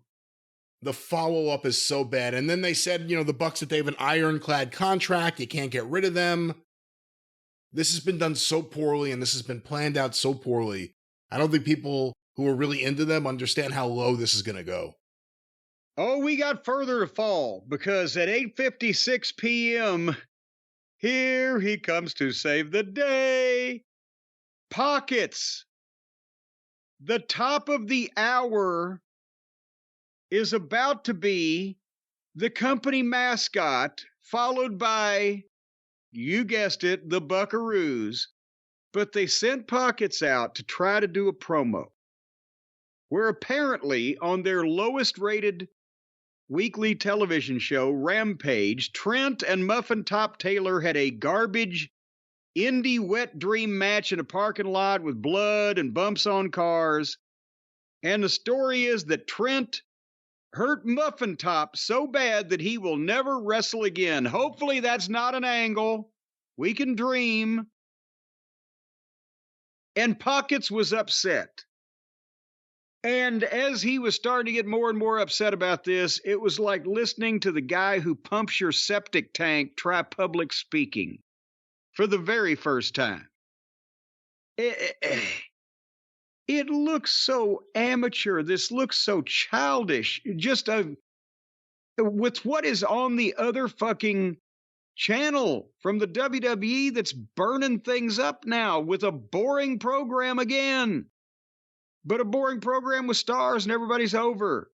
To these amateur hour dipshits that look like Ned. What the fuck do they expect? So Trent comes out and interrupts, and Pockets is such a bad promo that Trent picked things up. And then Pockets runs at Trent and security stops him. And then here's the cliffhanger. Don Fallis walks out. Also in his hometown of Winnipeg. And he whispers something to Pockets and puts his arm around him and walks to the back with him. And the announcer, So now the evil heel manager is talking to the company mascot, and then everybody else just walked off. What do you think that's all about, Brian? Oh my God, who cares and how could they be doing this? I mean, on the good side, we have no more Chuck Taylor for the time being, apparently. On the bad side, everything else. Orange Cassidy on the mic, there's a reason why he hasn't really talked. You know, he's kind of got the voice. I can't even do it. I have to listen to it more. But he's got like this whiny little voice. Like you can't take him seriously as being the cool character once you hear him talk. Well, wait a minute. You mean to tell me by looking at the state of him visually, you could take him seriously as a cool character until you heard him talk? I think if you're susceptible to the cool character Orange Cassidy, one-word answers, short answers have been helpful. Phrasing and sentences aren't helpful to the character. Not helpful to try to communicate with people. You know, we just reviewed the sensational Sherry, Dark Side of the Ring. I would say next to you, post-Heenan, you know, the last couple years of Bobby Heenan, he was kind of semi-retired as a manager. He was mostly doing commentary. She was probably the number 2 manager to you for many years. Is Don Callis a 1 or a 2 manager? And he's all over everything in AEW. And he's managing baby faces. He's managing heels. No one is anything. He's not really effective. He got kind of the Dominic Mysterio. He got a version of the Dominic Mysterio boo heat that was more we're playing along with than even the Dominic Mysterio boo. Yes. But at the time he was presented as the real prick, and he even, colored the scar in and very evil and had the droning one chord music. And at least there was some focus that he was an evil person out to cheat people for his own gains. And the people were, but yes, they were working with it. It wasn't real legitimate heat like we want to fight this fucking guy, but it was the thing to do and it was getting over. But now he comes, he goes, he's got the biggest babyface in the company is in his stable, but that babyface is beating all of his other guys. Now here Hobbs, after Moxley choked him out, he also hurt his knee somehow. So Hobbs maybe is gone. Don's down to a Q-tip. Yeah. So now he's going to recruit fucking Pockets.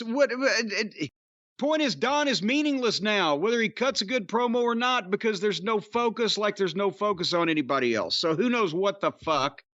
But they've negated any, positive effect that he may have had on the program a while back when it was a little bit more focused when they first started it out. Hey, Jim, before we go forward with the Dynamite review, I have a list here that's been making the rounds of purported AEW injuries. Who's on the injured list currently? Would you like to hear the list? Sure, go ahead. Adam Cole, broken ankle. We knew that. Bandito, wrist surgery. Okay. The Blade, lower back injury. Sorry to hear that. Darby Allin, broken ankle, hit by bus. Broken ankle, hit by bus. Some type of mental injuries as well. Brain damage is a factor. Go ahead. You don't usually see hit by bus on a list like this. Dr. Britt Baker, DMD, back and neck injuries. And she's been gone for, what, a year and a half? I don't think it's been that long. I thought she was just staying home taking care of Adam. Jamie Hayter, shoulder injury. They could have given her a new one by now, but okay. Julia Hart, shoulder injury. She just got hurt here a little while back, right? A few weeks ago. Jeff Hardy, broken nose and concussion. Well, who landed on him? Which one was it? Sammy Guevara. Sammy Guevara. Juice Robinson, you're saying that's the reason? Just Sammy Guevara? All right, Juice Robinson. That's what happened. He got his face landed on by fucking Goofy Guevara. And I believe his brother has just put out a statement today that he is cleared to come back. So let's see what happens. Juice Robinson, back injury. Boy, they need him bad. Keith Lee, undisclosed injury. I hesitate to say on theory that he's got horrible tsetse virus, and I'll sound like a hard-hearted Hannah type, but I think it might be better if Keith's permanent vacation is find a new line of work at this point, because good Lord. Kota Ibushi, complicated foot ankle injury. He looks like fucking Cotton on goddamn King of the Hill now, probably. That's what is complicated about it. When we signed him, he was 5'9". Now he's 4'6". What happened? Mercedes Moné, ankle injury, returning May 26th. I think Mercedes Moné has had an angle injury. Every time she does an angle, it hurts her career. Mark Davis from Aussie Open, broken wrist. I forgot about him. Yeah, he's the reason Fletcher's with Don Callis. He has a broken wrist. Well, that's terrible. You know, you can slow down on that a little bit, for heaven's sake. I can't imagine how fast he'd had to be going to break his wrist. Miro, shoulder and elbow injuries. The Bulgarian medical system moves a little bit slower than it does here in America. Are you knocking? I've got a squeaky chair now. I didn't want to say anything, but it's not squeaking. It's knocking. It's like back and forth. I leaned over and it kind of went whap whap. All right. Well, MJF. Back to the list here. MJF, torn labrum. I don't, even if they fix his labia. Labrum. I don't want him to come back on this television program. It will fucking ruin his career forever. I think he should keep finding things to get fixed for the next however long he's under contract. Ortiz with a Ortiz has a torn Tito? No, he has a torn pec. I don't know why. I almost said it backwards and it popped myself. Ortiz has a porn tech? He has a porn tech. Regardless of what he's torn, how long ago did he tear it? We haven't seen him in fucking months and months and months. Paul White, knee injury. The fuck? He's an announcer. He doesn't even need to walk. Wait a minute. Come to think of it, does he announce anymore? He was announcing their YouTube shows. They don't do YouTube anymore. Have you seen Paul White or heard his name mentioned in the past year and a half? We saw some footage of him. I want to say it was on the Jericho Cruise wrestling, and he was really struggling getting around. It looked like he could barely walk. Oh, they did some kind of thing on TV here, last year, where he took a bump on a vehicle and you never saw him again. Well, we'll see if we see him again, but back to the list. Powerhouse Hobbs, knee injury. Jesus Christ. So Moxley not only killed his career, but tried to physically fucking harm him in the process. Ricky Starks, undisclosed injury. Yeah, it's called fucking buyer's remorse on the contract he signed, probably. Scorpio Sky, undisclosed injury. I forgot he was an undisclosed talent. I forgot he was still there. Wheeler Yuta, undisclosed injury. What the fuck happened to him? Undisclosed injury. Wait a minute. Do you mean, but again, there have been fucking people that have undergone fucking heart transplants. and come back to public life quicker than this. He hadn't been on TV in a year and a half. I'd forgotten completely about him. Again, I don't think couldn't get away from him at one point. I don't think it's a year and a half, but it definitely has been a while. Yuka Sakazaki, leg injury.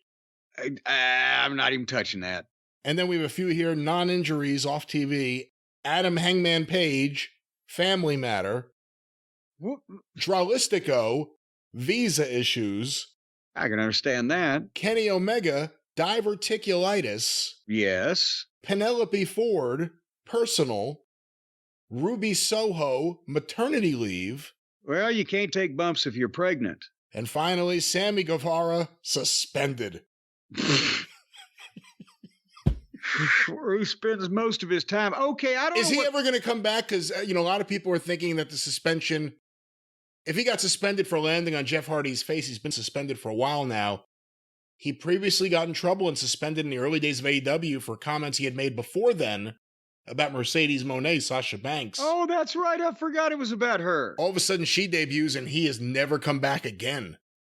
So a lot of people seem to think it may be a Punk Cabana kind of thing. Oh, come on. In all seriousness, would she'd have to be a fucking obnoxious bitch to hold a grudge over a fucking smartass remark from 5 years ago. And secondly, I guess I can't put it past him if Tony's listening to that type of thing when so far, say what you want to about Sammy being an idiot. Basically, he is an idiot. But he's been a bigger fucking addition to the program with his contributions than she has with hers so far. So which one would you be listening to? No, I think he's probably just suspended because everybody else hates him too. Because every time he gets over with the fans, they learn his true character and then they hate him and then he's a great heel until he fucks somebody up or does something stupid and gets suspended, and then they forget about him entirely. So his horse has left the barn, I think, anyway.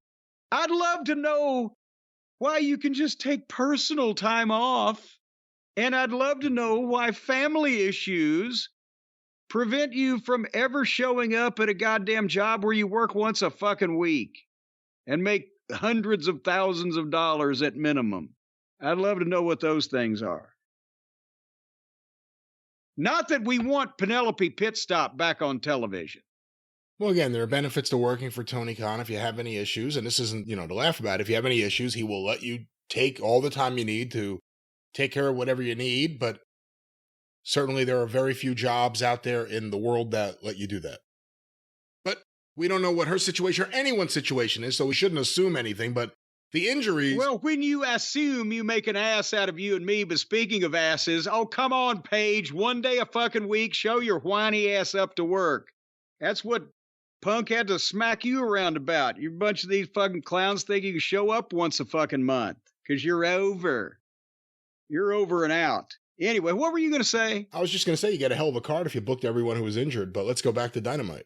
Well, let's go back and see if we can blow our noses, because right at the 9 o'clock hour, after we've got the mascot out of there, Renee Moxley-Good is in the back with the Buckaroos, and homeless Jack Perry is apparently his new gimmick.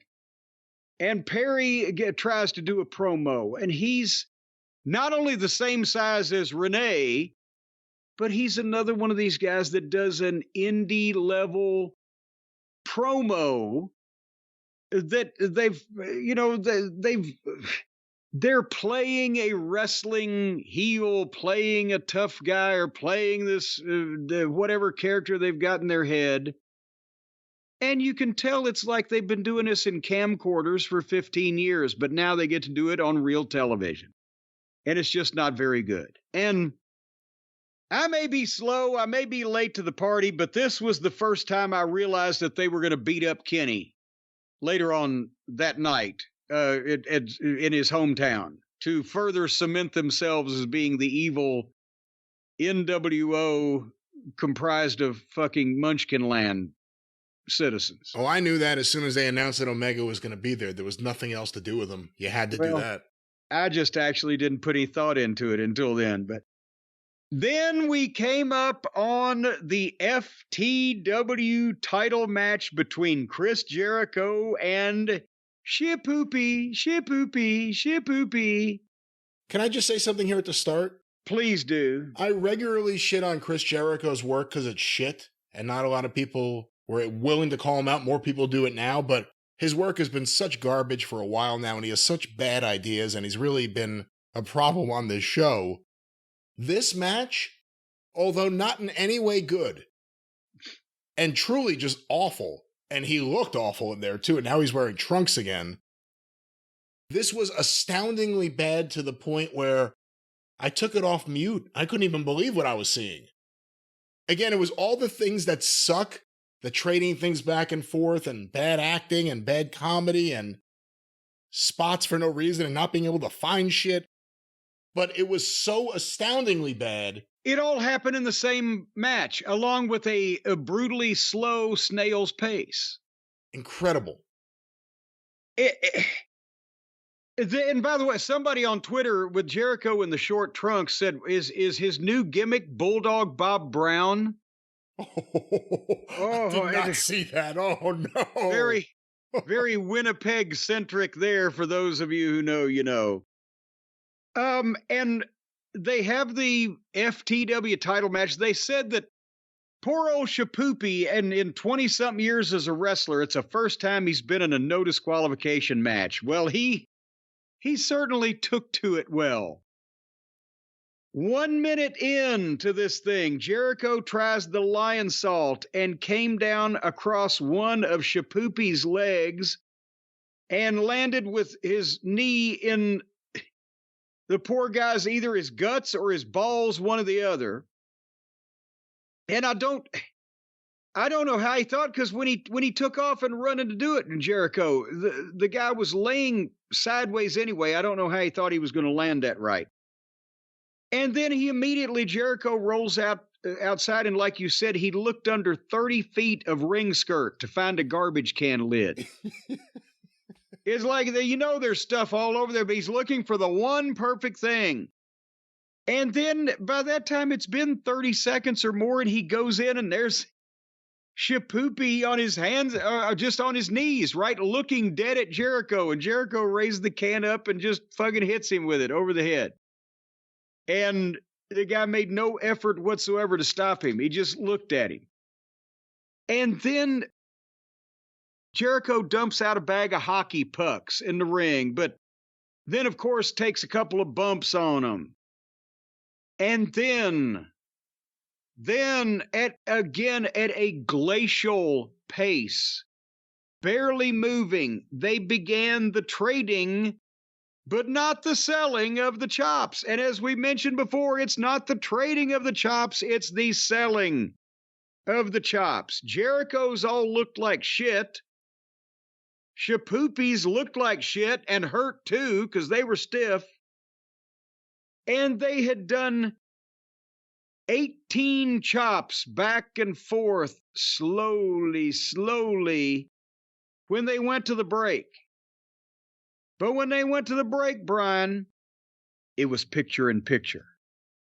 And I decided I would keep counting. And I kept counting.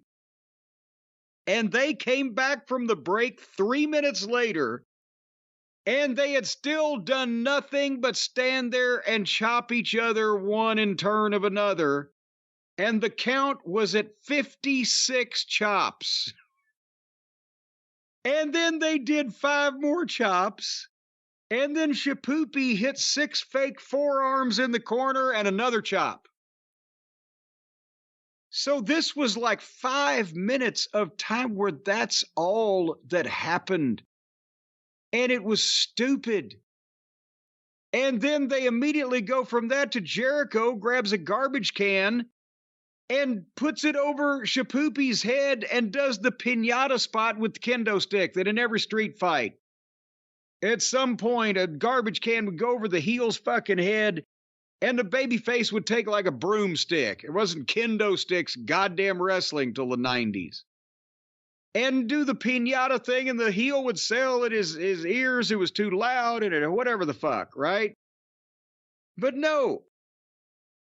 This is the heel putting on the baby face, and then he hits him 6 times with the kendo stick. And Shapoopy starts standing up. He doesn't sell any of that. He stands up and starts walking toward Jericho with the can over his head. Jericho hits him 6 more times, and Shapoopy has backed Jericho into the corner. And Jericho starts begging off from the blind man in the can who can't see him. Why didn't he hit him in the legs? And then he started headbutting. This is the guy that had his brain removed. And he's got the can over him, and he's headbutting Jericho with the garbage can. That's a great gimmick. They remove his brain and replace it with a garbage can. I think somebody ought to put a bunch of these wrestlers' body parts in garbage cans.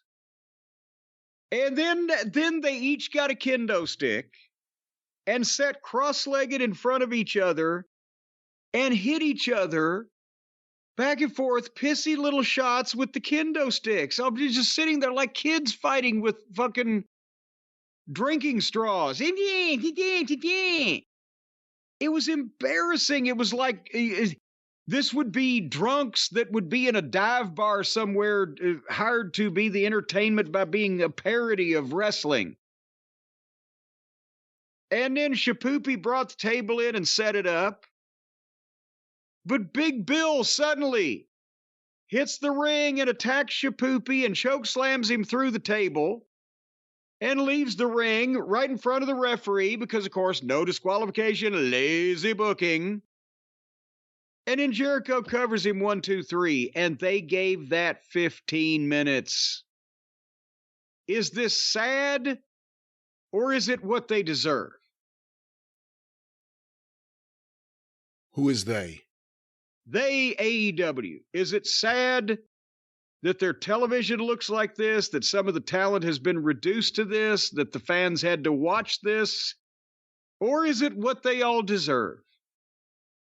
They're doubling down, tripling down on everything that isn't working, that we've said for a while. They're not really looking at what's clicking. They're just kind of looking in the moment at what's happening. Orange Cassidy's dead on this show. Adam Copeland right now, you kind of don't want to see. Swerve they've killed. The Bucks are dead. Jericho is ice cold. But he gave us the gift of this match. Again, it was worth seeing because it was so awful. And the pacing was awful. The ideas behind it were awful. I don't know if we'll ever see anything this awful on TV again for a while. I got faith in him. No, I got faith in him. Dave Meltzer has given it 7 stars. He did not. I guarantee you, because the Japanese guy is in it, he'll give it 4.5. Now, hide and watch. Next week, let's come back and talk about that and see who's right. But it's embarrassing. And, you know, again, people don't give a shit about what Jericho's doing, and they if somebody takes an exceptionally hard fall or dangerous looking thing, and then they go right back to, Anyway, Claudio Castagnoli wrestled Brian Cage. I've always liked Claudio. Cage is an idiot, but geez, they started trading forearms and clotheslines. And I said, fuck it. Fast forward to the finish. Claudio won with a big swing and a sharpshooter. Did I miss anything, Brian, or were you along with me? There was no way I was going to watch this match. After the last match, I wanted to go outside and take a break for a few minutes, and I'm not a Claudio fan, and I did not want to see Claudio versus Brian Cage, and I probably could have written down what they were going to do, and they probably would have done it. Yeah, and again, except for a few bumps and a big swing, yeah. Maria May wrestled Serena Deeb. This was good. Well, I'll take your word for it. It was really good. Serena Deeb, I mean, we always say how talented she is, and then she disappears off TV for years at a time. But she's really good in there, and Mariah May is good. I mean, she hung with her really well. I thought it was really good. This is probably the best match on the entire show. Well, I'm sorry I missed it, but not that much. Serena got a half crab, and Toni Storm threw in the towel, so that there's going to be problems with Toni and her understudy. But this match, here's the reason why I skipped it and the reason why I was going to bring it up. This match was over at 6 minutes to 10 o'clock. They put Claudio versus Cage and Maria May versus Serena Deeb back to back. And this thing wasn't over till 6 minutes to 10. Did this destroy the rating, which we will find out shortly, for their big angle? Did they run the people off before they got to see what they should have wanted them to fucking see? Why would you do this? Yes, you're saying Kenny's going to be out here, but after these crummy matches with their normal ratings pattern and people know there's going to be no big match, and Kenny is not exactly known for his captivating soliloquies in the ring. So one would have thought they would have put some kind of main event that would keep people, and then as they hooked him with a hot finish, say, we'll be right back with Kenny. But nevertheless, maybe I'm overanalyzing. Seems like they're doing a fine job without me here, doesn't it, you? Well, again, this Kenny thing's the last segment of the show. The Tony Khan angle last week was the last segment of the show. Overall, the ratings have been down lately. A lot of people are pointing to the NBA. A lot of people are pointing to the product, but they're doing all this stuff right now with less eyeballs on the show than they've ever had. It just seems like everything right now is lost. There's no direction. Well, let's talk about the directionless last segment then. And I will ask the question first, why in his hometown, with him being presented as a sympathetic babyface, why does Kenny still get the same rib introduction from old Smiley Roberts? And all the North Carolina, and he got 7 stars, and he does this. And it's so heelish and braggadocious and over the top and silly. Did it fit what he was coming out to do here? Talk about his near fatal illness? In his hometown? No, I don't think so at all. They can't help but get in their own way. At least he came out in a suit and not dressed like a bum like most of his ilk do. He looked like something, and here's the thing. You'll probably not hear me say this again, but this was not only the best Kenny Olivier promo ever, I thought he did a fantastic job for the majority of this. Of course, there's always the breaking point. It was Sonny King talking about being stabbed. There you go. There you go. And everything that's usually a detriment to Kenny and his speaking worked for this. He doesn't have a lot of personality. He doesn't have a lot of excitement to him. He's so whether laid back, smiley, blasé, breathy, awkward at public speaking, unassuming, humble, lovable, whatever the fuck you want to. That doesn't work for a wrestler. Doesn't work for a fucking wrestling promo. Doesn't work for goddamn conflict or fucking animosity or whatever. But it worked when he came out and told what apparently is a true story, or much of it has to be true. It's rooted in fact about his diverticulitis. And this was incredible. Because, and of course, by the time he started talking about his, and the fans did like him, at least they liked something at this point in the show. But by the time he started talking about his illness, boom, it was 10 o'clock, so your DVR cut off. But I did record the program after, because when I realized they were going to kick the shit out of Kenny, I said, well, and it's Rampage afterwards anyway, because that show is like a fucking redheaded stepchild. It searches for a home on a regular basis. I knew they were going to run over, and I wanted to see what was going to happen, so I recorded that. But he told the story and did a good job with it. He got the thing over that he has diverticulitis. It's nearly ended his career. That blunt force trauma to the stomach could kill him. And at one point, he thought he was scared to be a wrestler. His hands were shaking when he was watching. Maybe he'd come out there tonight and say, I'm going to retire. But then as he watched Dynasty and he put that over, he knew he needed to be back in the ring because his hands were shaking from withdrawal. Search your own line. It was his best promo ever. And he promised the fans that it's not over until he exhausts every option on getting back in the ring. That was a great piece of business. And as he segued into now starting to talk about the fucking heels, if he had real heels to work with, MJF, he could have got heat.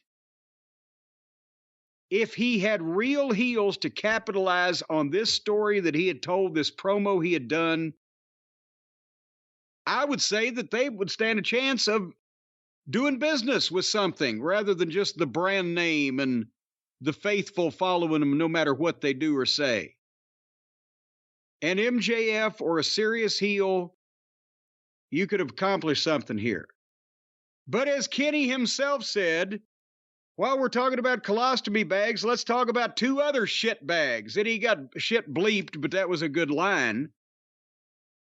But he called the Buckaroos out. He said they've embarrassed themselves, the way they've been acting and the things they've done. Well, there's another EVP around here, and you can't fire me. You can fire me out of the elite, but you can't fire me because a part of the power in this company belongs to me.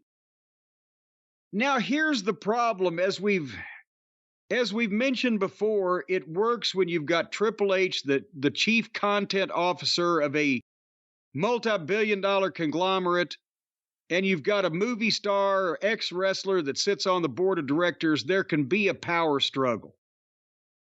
But in this mom and pop, or should I say Richie Rich and Cadbury fucking operation, whether the goddamn EVPs are EVPs or not, Tony Khan has made it abundantly clear he's the boss, he's the owner, he's the founder, he's the booker, he's the fucking chief cook and bottle washer, right? In every statement.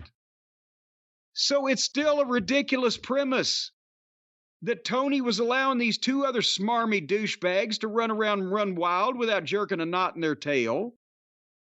And now Tony has allegedly been severely injured by these people, and he can't fire them because they've got Brian, you've done more corporate work than I have. Is it possible to write an ironclad no-cut contract where you can walk in the goddamn boss's office, pick him upside down, drop him headfirst on the table, and put him in a goddamn neck brace, and that still doesn't void any clause in that contract? You can write any kind of contract. Is it enforceable? I don't think so. Okay, so anyway, it's a ridiculous premise to the fans, but still... Although, if you would say, what organization would have such a shitty legal department that some bullshit like this would get by in a contract, I would believe it would be AEW and the Jacksonville Jaguars. You got me there. So then, when he says a part of the power in this company still belongs to me, they play music, and here comes Cody. And... Okada, just for anyone new. Cody. They lost the guy that draws the money, and they replaced him with a Japanese kid that's dyeing his fucking hair like him. Is he limping now? Was that the way he normally walks? When he came to the ring, he looked like he was 50 or 60 years old, not in the prime of his athletic career. I did not notice a limp. I'll go back and check. It wasn't even a pronounced limp. It was just like a stooped over... I'm kind of sore. I'm walking from side to side, not really moving too spry.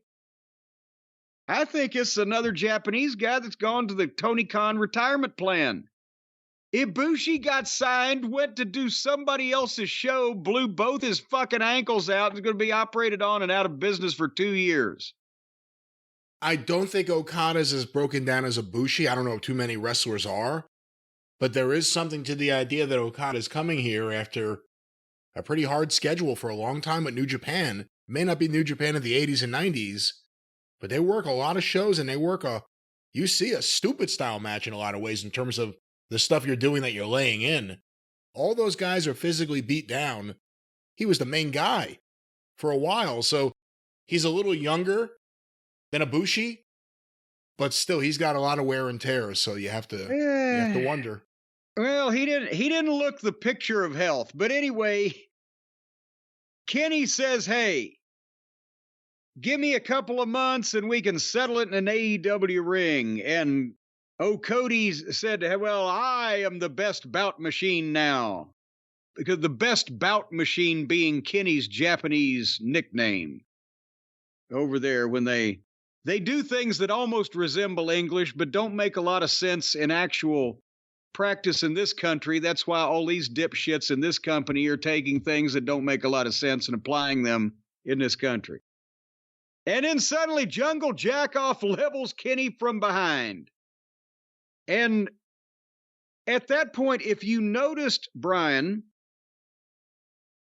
Cody stepped right out of the ring and slid a chair to Jungle Jack, right? And that was Cody. And otherwise, Kenny starts fighting back on Perry. Perry had hit a couple of security guards with a chair, but then Kenny starts fighting back and suplexed him. Cody had just disappeared down on the floor and done nothing. And he's standing there because we see him again in a minute. But he's standing there watching Kenny beat the shit out of his guy. He's not doing anything. That's why I say, is he hurt? Well, then Kenny takes about 30 seconds, take off his jacket and rip his shirt and point his finger at Perry. And as soon as he points at him, he turns around and runs in the complete opposite direction of his downed opponent so he can get a head of steam up on the ropes. And when he hits those ropes, that's where Cody tries to trip him. But he missed his leg for real. He swept it, he tried to hook it, but he missed it. But Kenny turned around anyway and kicked at him and then turned back around and Jungle Jackoff gut-shotted him with the chair. And now he's down and he's selling the stomach. And again, this would have been heat with legitimate heels. But you can't take Jack Perry seriously. He's tiny. He's got a smirk. That's the only thing he's shown in the last few weeks. But whenever you see him physical or even just walking around, certainly on the mic, you can't take him seriously. It's not there. Nope. It's not there. And here come the Buckaroos out, and they're all talking to each other, and they're standing. Nobody's coming out to help this fucking guy that's a ticking time bomb in his stomach in his hometown, one of the EVPs. Not any goddamn security, not any fucking wrestlers, not any referees. They're letting these child-sized pricks own the ring and run wild as they're standing in no hurry whatsoever. And then suddenly FTR's music plays. And they come out to make it. They don't even get to touch the heels. The heels bail out, no contact. And their babyface pop has really become subdued. There was somebody's going to clear this out as kind of thing. Rather, no, it's FTR. No, not anymore. It's gone. It's gone with them too. The crowd wasn't really mad. They're just standing there. The Lollipop Guild left while the doctor was checking on Kenny. And then they're already way into Rampage of, I think they'd transitioned to it or whatever already, or maybe they're doing it. But their transition from Dynamite into Rampage was goddamn fading to black and coming back up 2 seconds later. We're back on Rampage now. But they take Kenny in the back. They do a stretcher job with him. He's taped to the fucking deal. And then as they're going to put him in the ambulance in the back, again, here come these dipshits. And they beat FTR up in the back and run them into shit and leave them laying and then turn Kenny's stretcher over. They had to yuck it up even when they had got to that point. And again, that's as old as the hills. The heel lays the baby face out. He's been carried out on a stretcher, and then the heel comes out and turns it over. Ox Baker, Ernie Ladd, the list goes on and on. But this was a burial again of somebody that you've killed FTR off. They've come out to save. Then you go back and beat them up in the back. If the heels, and who's doing it? It's not Don Callis's group. It's not Powerhouse Hobbs and Ospreay and Takeshita. It's the Bucks and Jack Perry. At least Okada's got some size to him. Yeah, he's just broken down and barely does anything. But it's the Bucks who have no size to them, and they're dressed up ridiculously, and Jack Perry, who looks like a kid trying to play the role of a tough guy. But it's not even the size, just in positioning. If you'd have laid Kenny out, hurt his stomach, and then the heels all hugged and left with no save, then FTR could be in the back trying to help him into the ambulance, and you could jump them from behind. Or if FTR had made the save, but they're not there when they're loading Kenny into the ambulance, and the heels turn him over, and then the FTR comes back to help again. But what you do is you basically just beat up and foil all the baby faces all the fucking time. Henceforth, that's why nobody gives a shit about them. See, this is why Punk and the Bucks could have never worked even if they tried. Because I think Punk probably would have come to the realization pretty quick, it's all me. The Bucks can't do it. Dave Meltzer tweeted out something earlier, or no, he didn't tweet it out, excuse me. I saw it tweeted out by a bunch of people. It was a quote from him, I believe from Wrestling Observer Radio, just about how it's ice cold. It feels ice cold. If this angle, I don't know if he means the Tony Khan one last week or this one this week, it's an extension of the same thing. If it had happened a couple of years ago, it would have been a big deal. I think the reality that a lot of people never accepted, that we've been saying since the beginning, the Bucks were popular on the indies. The Bucks, their promos, their ideas, their angles, their personalities their matches don't work for the majority of wrestling fans. So now they're blowing through top flight things. I mean, if you had a promotion and you said you could beat up the boss, you can get his dad, who everyone knows is a billionaire, to show up, and then you could beat up the guy going to get surgery for diverticulitis. Those are big angles. Those should be big angles. They don't feel like it because of the people involved. They're blowing through all this stuff once again to try to prop up the Bucks. And it isn't working, and it's never not worked this good before. Or this bad before, however you see it. It's never not worked this good before. There's a double negative in there somewhere, but it ain't working. That ain't working. That's the way you do it. Money for nothing, and your contracts aren't free, but Tony will foot the bill.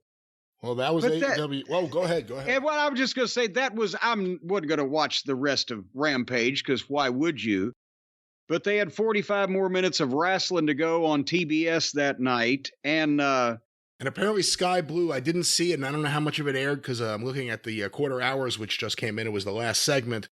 But there was a street fight or something with Sky Blue. And apparently about that vicious chair shot? Well, I'm not even talking about that. I'm talking about apparently it took them 5 minutes to get her out of the barbed wire. She got stuck in the barbed wire. Oh, good Lord. Okay, well, I'm sorry, because there was a clip going around on Twitter of one of the girls hitting, I think it was Sky Blue, over the head with a fucking chair, and it didn't come within a foot of her head. She'd blocked it with her hands and fucking crumpled down. And it was like a prayers for Sky Blue or whatever. But barbed wire in a women's match. On Rampage. Yep. On Rampage. Why not just do it in your own home and take some Polaroids and show them on TV next week? It would probably generate more revenue that way, I would think, maybe, especially if you set up a website. But Jim, that was AEW Dynamite. Why don't we talk about these ratings? AEW Dynamite and Rampage on TBS May 1st, 2024. Jim, Dynamite, on average, was watched by 703,000 viewers. Oh, boy, howdy. That's worse than last week, isn't it? Or what? No, wait, last week was worse. 683. Last week was 683, yes. But the West Coast was live. But the West Coast was live, so they should have gained 8%. So this is worse than last week with the West Coast being live, but it's definitely worse than the week before last week. Holy shit. Okay, but just start reading it off. I predict a steady plummet. Well, let's go to these numbers here. These were compiled by WrestleNomics. Quarter 1, 8 to 8:15 p.m. The Tony Khan show opened to be interrupted by the Young Bucks. Swerve Strickland's live promo and his confrontation with Christian Cage and the Waynes and Killswitch. 794,000 viewers. Okay, either the big bangers are not performing for them like they have in the past, or elsewise the Big Bang fans are getting smart to this and skipping the last couple of minutes of their program so they don't get any on them here. And again, as some people will point out, competition. There were basketball games. Baseball season has started. They do that every year, don't they? They do. The ratings aren't usually this low every year, so we're bringing it up this year. Bring it up for quarter two. Quarter two, 8:15, 8:30 p.m. Adam Copeland versus Buddy Matthews with picture-in-picture. 693,000 viewers. Oh, 101 Dalmatians. Well, the match continued into quarter three, 8:30 to 8:45 p.m. And what a dog.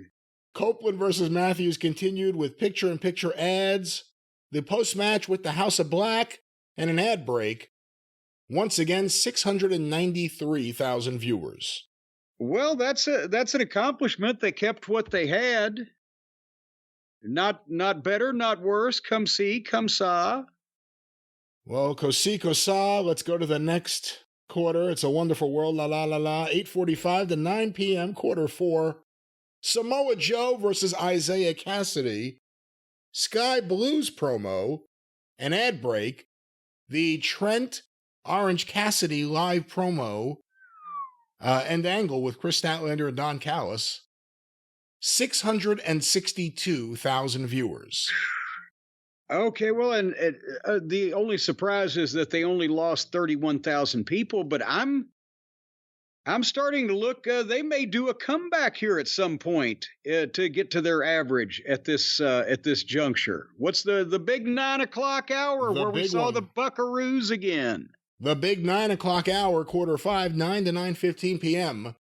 The Young Bucks Jack Perry backstage promo and the start of Chris Jericho versus Katsuyori Shibata. Shipoopy. With picture-in-picture ads. 732,000 viewers. Well, so at the top of the hour, maybe a fresh audience, people wanting to give them a chance, they picked up 36 to 70,000 people. And if there was ever a match to say, what the fuck is happening, this may have been the match, because that was my reaction. And I'm not sure they're going to keep them with that match. Quarter five, 9:15 to 9:30 p.m. The continuation of Jericho versus Shibata. The post-match with Big Bill. Willow Nightingale, Stokely Hathaway, and Chris Statlander's backstage promo. An ad break. And the start of Brian Cage versus Claudio Castagnoli.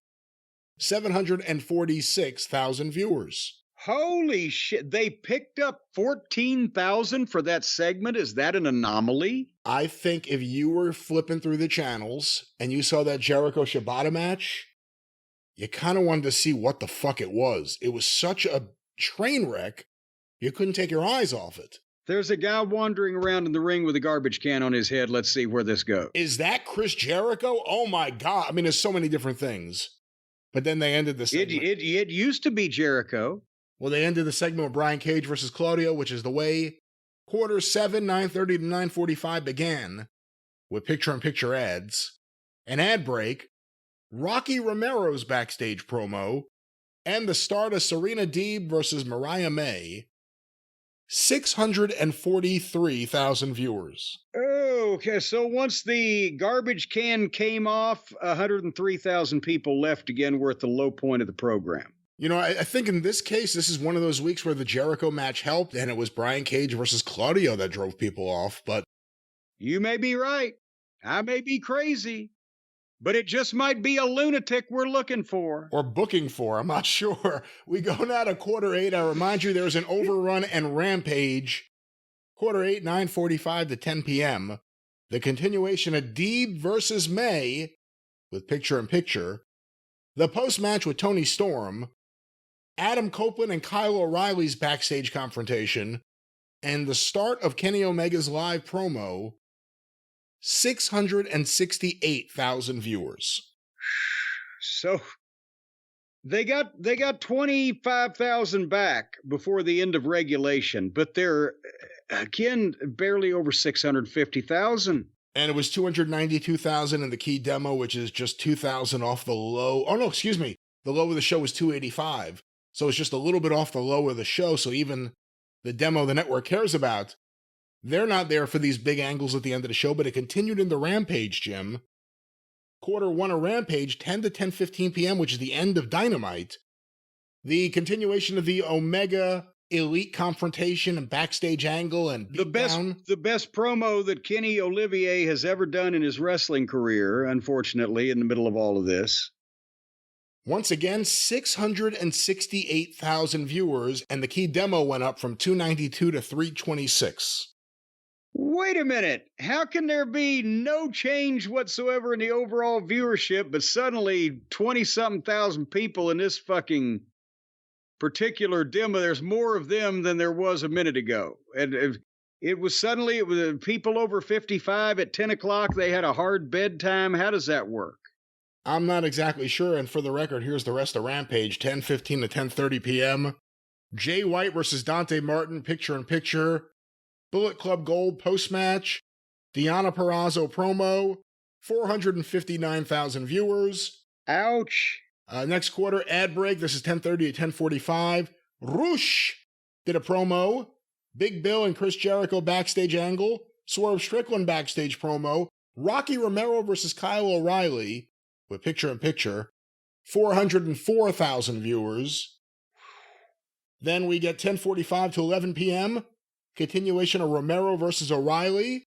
Soraya and Harley Cameron's backstage promo. She's still there? An ad break. The Undisputed Kingdom's backstage promo. And the start of the start of Willow Nightingale versus Sky Blue with picture-in-picture.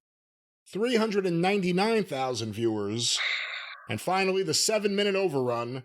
They got an overrun for that? Well, they got 7 minutes extra for Dynamite, so I guess that pushed it. I don't know how this worked or why they ever need an overrun. It's not helping them in any way. Nightingale versus Sky Blue continue with the post-match with Statlander and Stokely. 11 to 11:07 p.m. 408,000 viewers, 172,000 in the key demo.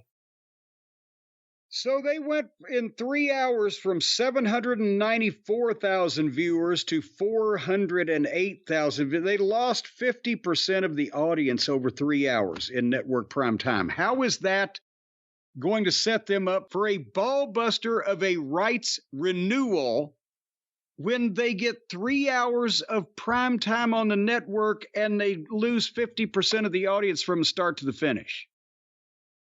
I mean, just objectively explain that to me.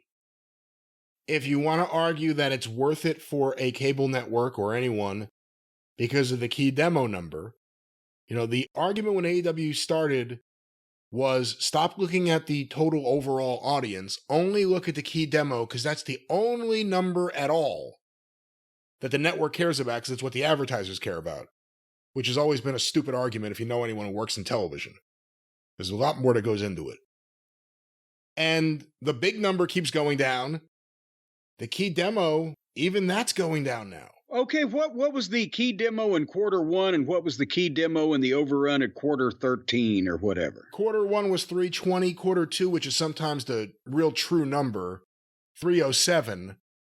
Here's the entirety of Rampage, starting with the overrun. 326, 203, 180, 177, 172. So they started at 320 and ended at 172. That they've lost fucking half of that too.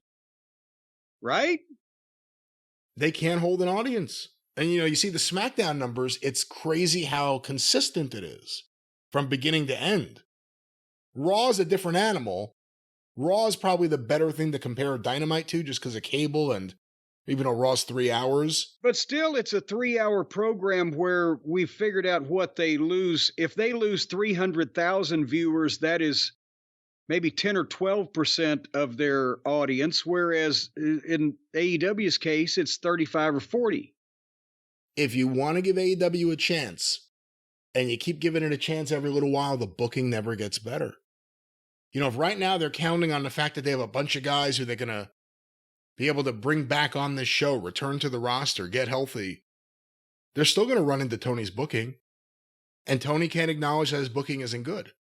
Tony truly thinks he understands this. Tony thinks that he has a deep understanding of how wrestling works. And he doesn't. He's a fan who has lots of his dad's money. And it's okay to say that. It's not an insult. It's reality. He thinks he can book, he can't. And many of the wrestlers that he has signed up are fans who think they have good ideas. Everyone wants to do their own thing, and nothing seems to get better. At a certain point, you look at your business. If everything is going down, pay-per-views going down, ratings going down, live attendance going down, every town they return to, the attendance is down. Nothing is going up. Guys get over, they lose their steam immediately. At a certain point, you got to acknowledge what the problem is. We'll always have Wembley, though, won't we? Well, we're going to have it again in a few months, and we'll see how it looks. Texas Stadium 85. And then next year will be Texas Stadium 86. Let's see how many people are there. The problem with AEW, everything is the law of diminishing returns. Always. We just try to point these things out. We don't revel in it. We don't glory in it. We don't roll around and root around in it like a hog in slop. We just report the facts, and that's why they get mad at us.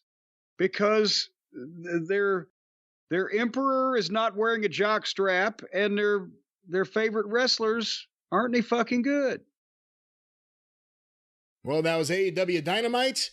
We will now travel far and wide, or that's not how it works. We will travel to the future to continue with this program and a spot right after this.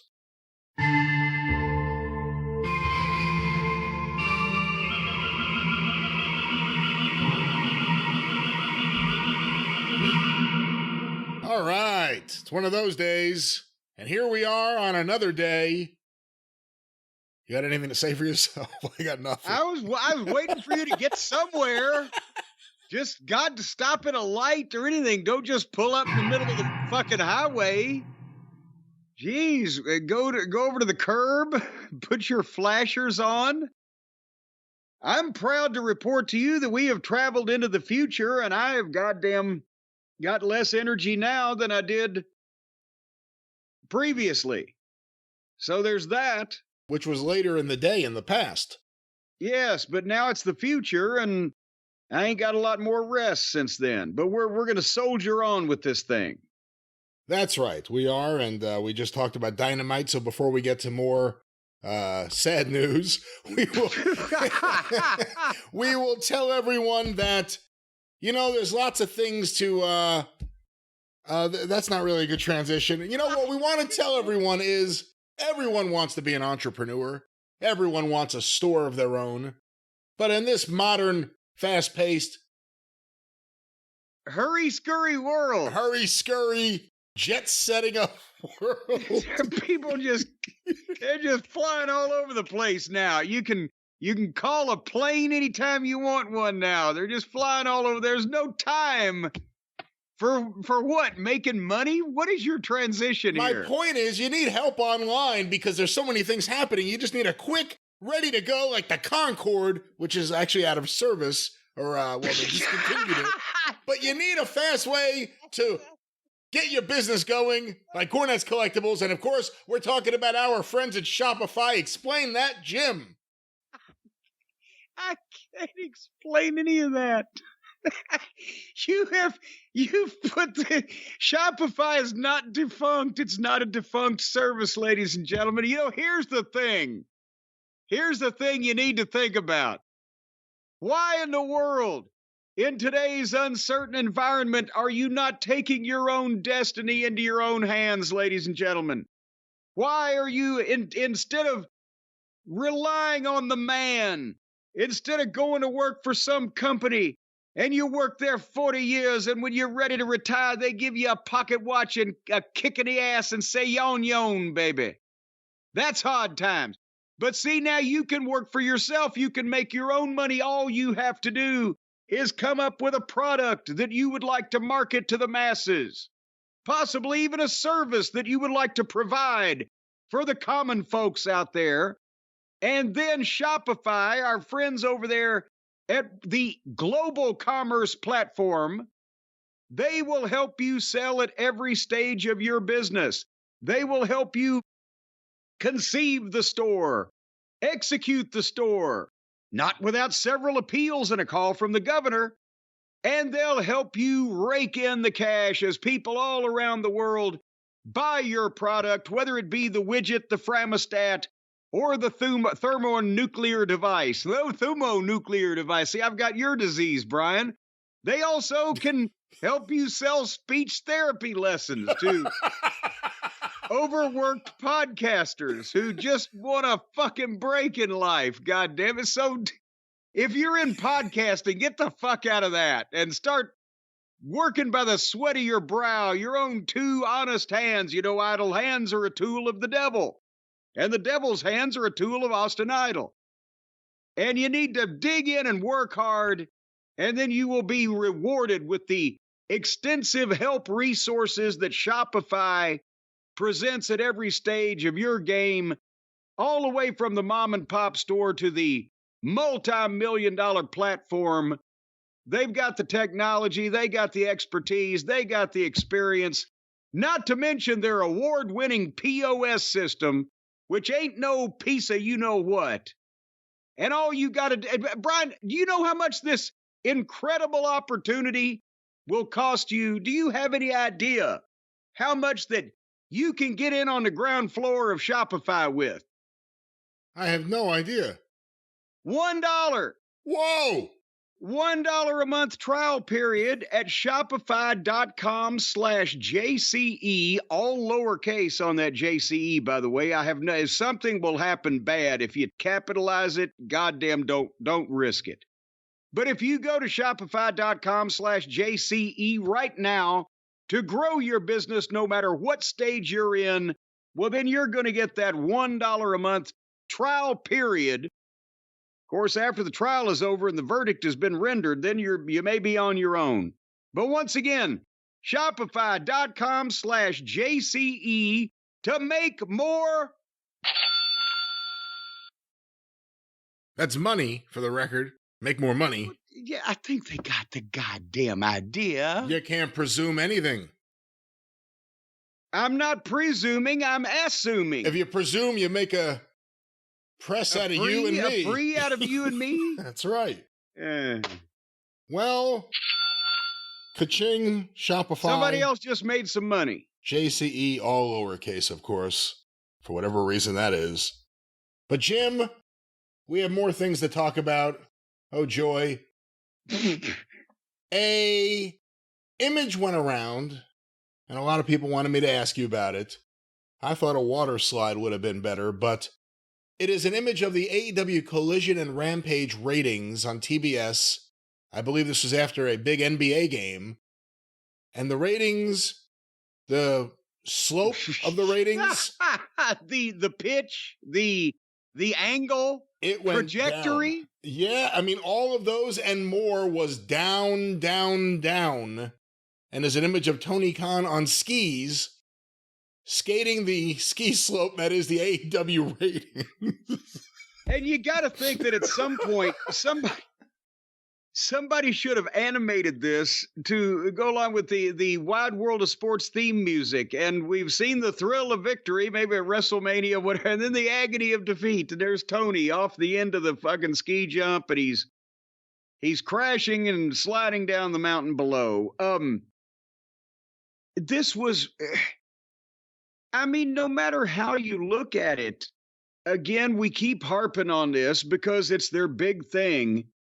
The network is going to give them a large increase in rights fees with a performance like this. This was the, as you said, last Saturday night now as we sit here, but it was the Collision followed by Rampage. Their shows are being, Rampage basically is being bumped around a bit because of the NBA playoffs or whatever, but they were handed an audience of well over 1 million people. And then they got 3 hours of TV. And what was the 3 hours of time that they were on? Do we have that information? The show came on the air according to WrestleNomics. I have their graph here, which was the one that was later mocked up with Tony skiing down it. They came on the air at 8:23 p.m. and went off the air at 11:29 p.m. Okay, so this is pretty much the 8 to 11 period of primetime television on their network. The NBA game was in another time zone or whatever the fuck, so it ended at a little after 8 o'clock. They went right into the wrestling. They got handed well over 1 million people. We're not going to go into the details of who was in what, because it's not like you can say, well, this guy lost viewers, this guy gained viewers, because nothing gained any viewers. So just quarter by quarter for 3 hours of their Saturday night primetime schedule, how did this program just perform as something that, I mean, if you put a fucking movie on, 75% of the people ain't going to fucking bail between the time it starts and the time it's over, are they? No, I mean, not unless you have a hot date or something. Or unless it's a cold movie. It's Saturday night. You never know. Maybe the clubs are really popping. I think we can establish that if you're going to be watching a movie on Saturday night on TBS, you're not preparing to go out to a club. But anyway, give us the numbers from start to finish there, numbers fellow. Well, there are a lot of numbers here, Jim, because it's a long block of shows. AEW Collision began 8:23. They began with a Swerve Strickland live promo, their new world champion. This was the biggest number of the night, 1.35 million viewers, 644 in the key demo. So that's right coming out of the NBA game. And where do we go for, and again, don't give us who was in each quarter, because goddamn, there's a lot of quarters. Well, just for this example, though, the Swerve promo, I guess, continued into this with an angle with Claudio. Quarter 2, 8:30, 8:45, plus more. 850,000 viewers. 394 in the key demo. So 500,000 people said, well, wait, what the fuck is this? Then quarter 3, 8:45 to 9 p.m., 676,000 viewers. 295 in the key demo. And there goes another 100. I can't even do this math. Just keep going. 619, 551, 538, 467 at 9:45. A big jump down there. 467. We're now at 206 in the key demo. A little bit of a bump. The only one all night. 10 p.m. The Swerve versus Claudio match. The start of it, at least. 472 and 225 in the key demo. Then 440. Oh.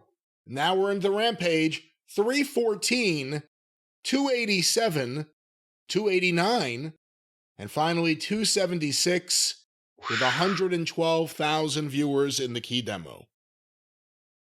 So they went, and again, even taking out, obviously, to be fair, the 150,000 million goddamn people at the start. Let's just start at quarter 2 with 850,000. They lost almost 600,000 of those over the course of the next 2 hours, 45 minutes. How, again, if you know that this is going to happen ahead of time, that you're going to have 3 hours, and obviously, you know, they do this all the time where one thing flows into another. How can you not just say, instead of just saying we're going to do Collision and Rampage, it's a 3-hour Collision. At least don't give it the stench of the C show at the end. And try to promote something ahead of time that might show that you can retain some of this massive audience. And instead they just boom, and they had dropped in half in the first hour.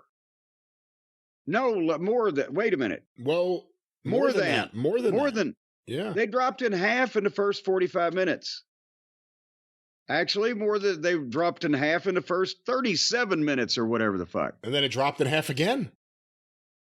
Before the end of the, point is, what does he think the network is going to give a big raise for?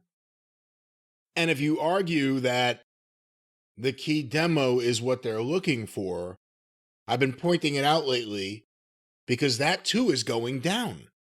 That too goes down with the rest of the rating as the show goes on and is lower now than it was a year ago, etc.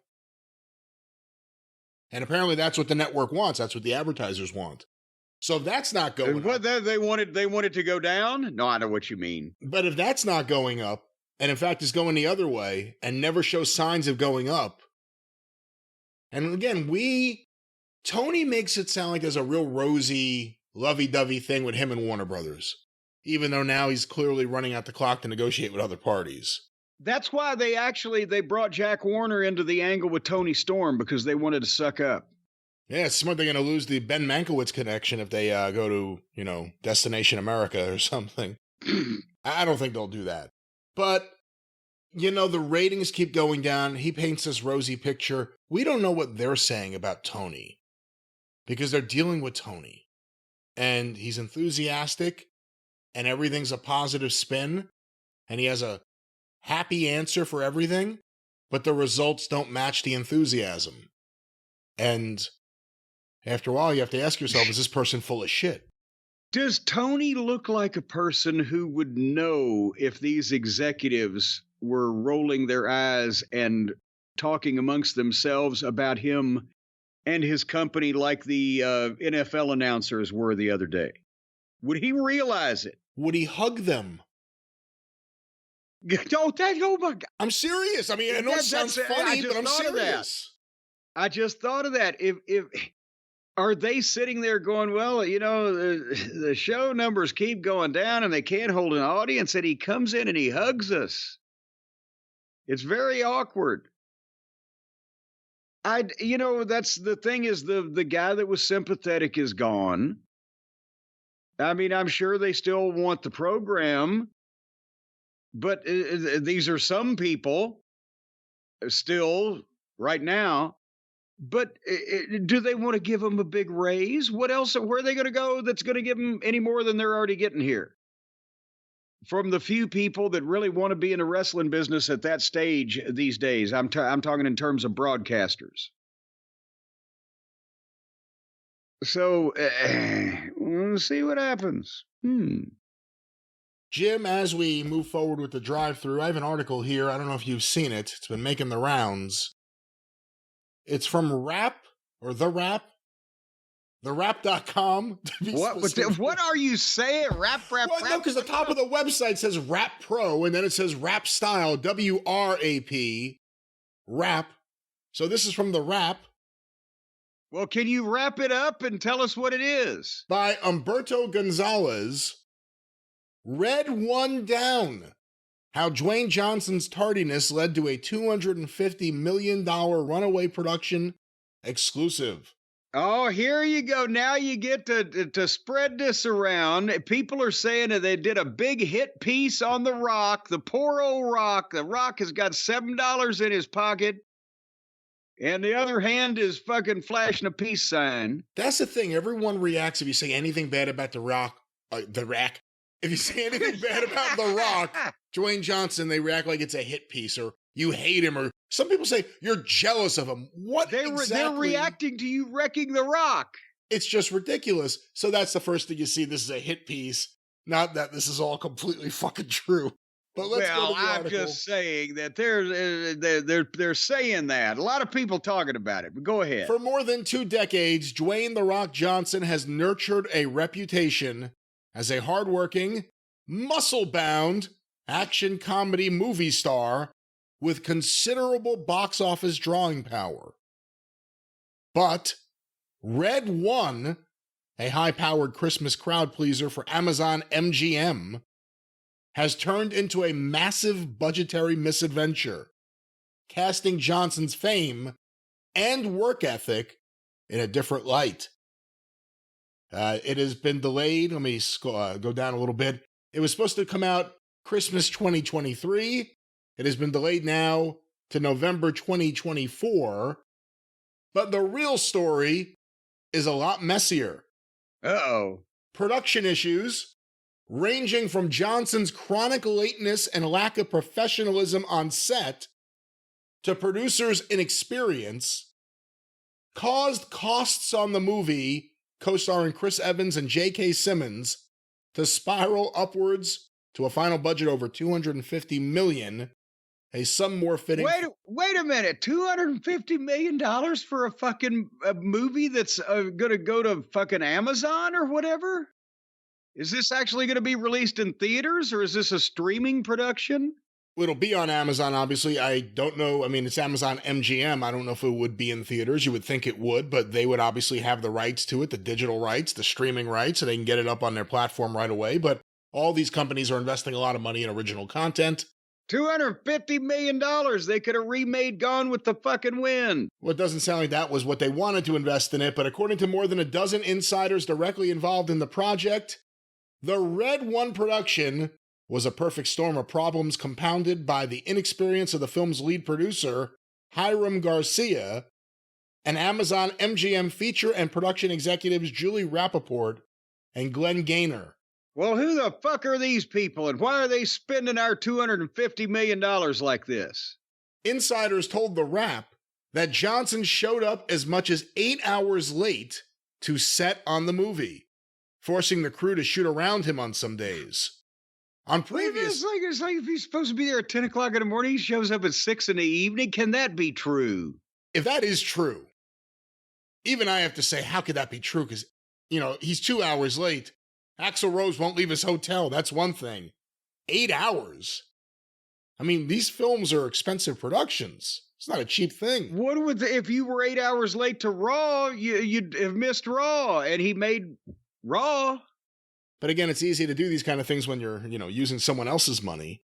But let's go back to this. On previous films, Johnson has made a habit of peeing in a water bottle to save time, upsetting crew members. We now have a quote. On set, away from his trailer, if he needs to pee, he doesn't go to the public bathroom, said one insider who knows the movie star well. He pees in a Voss water bottle, and his team or a PA has to dispose of it. So let's stop there. The PA has to dispose. Hey, pee. Well, now that's a common thing in the wrestling business in the territory days. You're driving down the road after the show, in the middle of the night. Maybe there's no place to stop. You're out in the country, or you're trying to save time. A lot of guys piss in a bottle and throw it out the window. Bobby Eaton was a master. Even on a bumpy country road, he could piss in one of those little Miller Pony bottles and not get a drop on the seat, and boom, right out the window. Oh, that's really good. He didn't just hand it to his assistant, and it wasn't just on the set in the middle of the day because he didn't want to go to the bathroom. Well, no, it wasn't under those circumstances.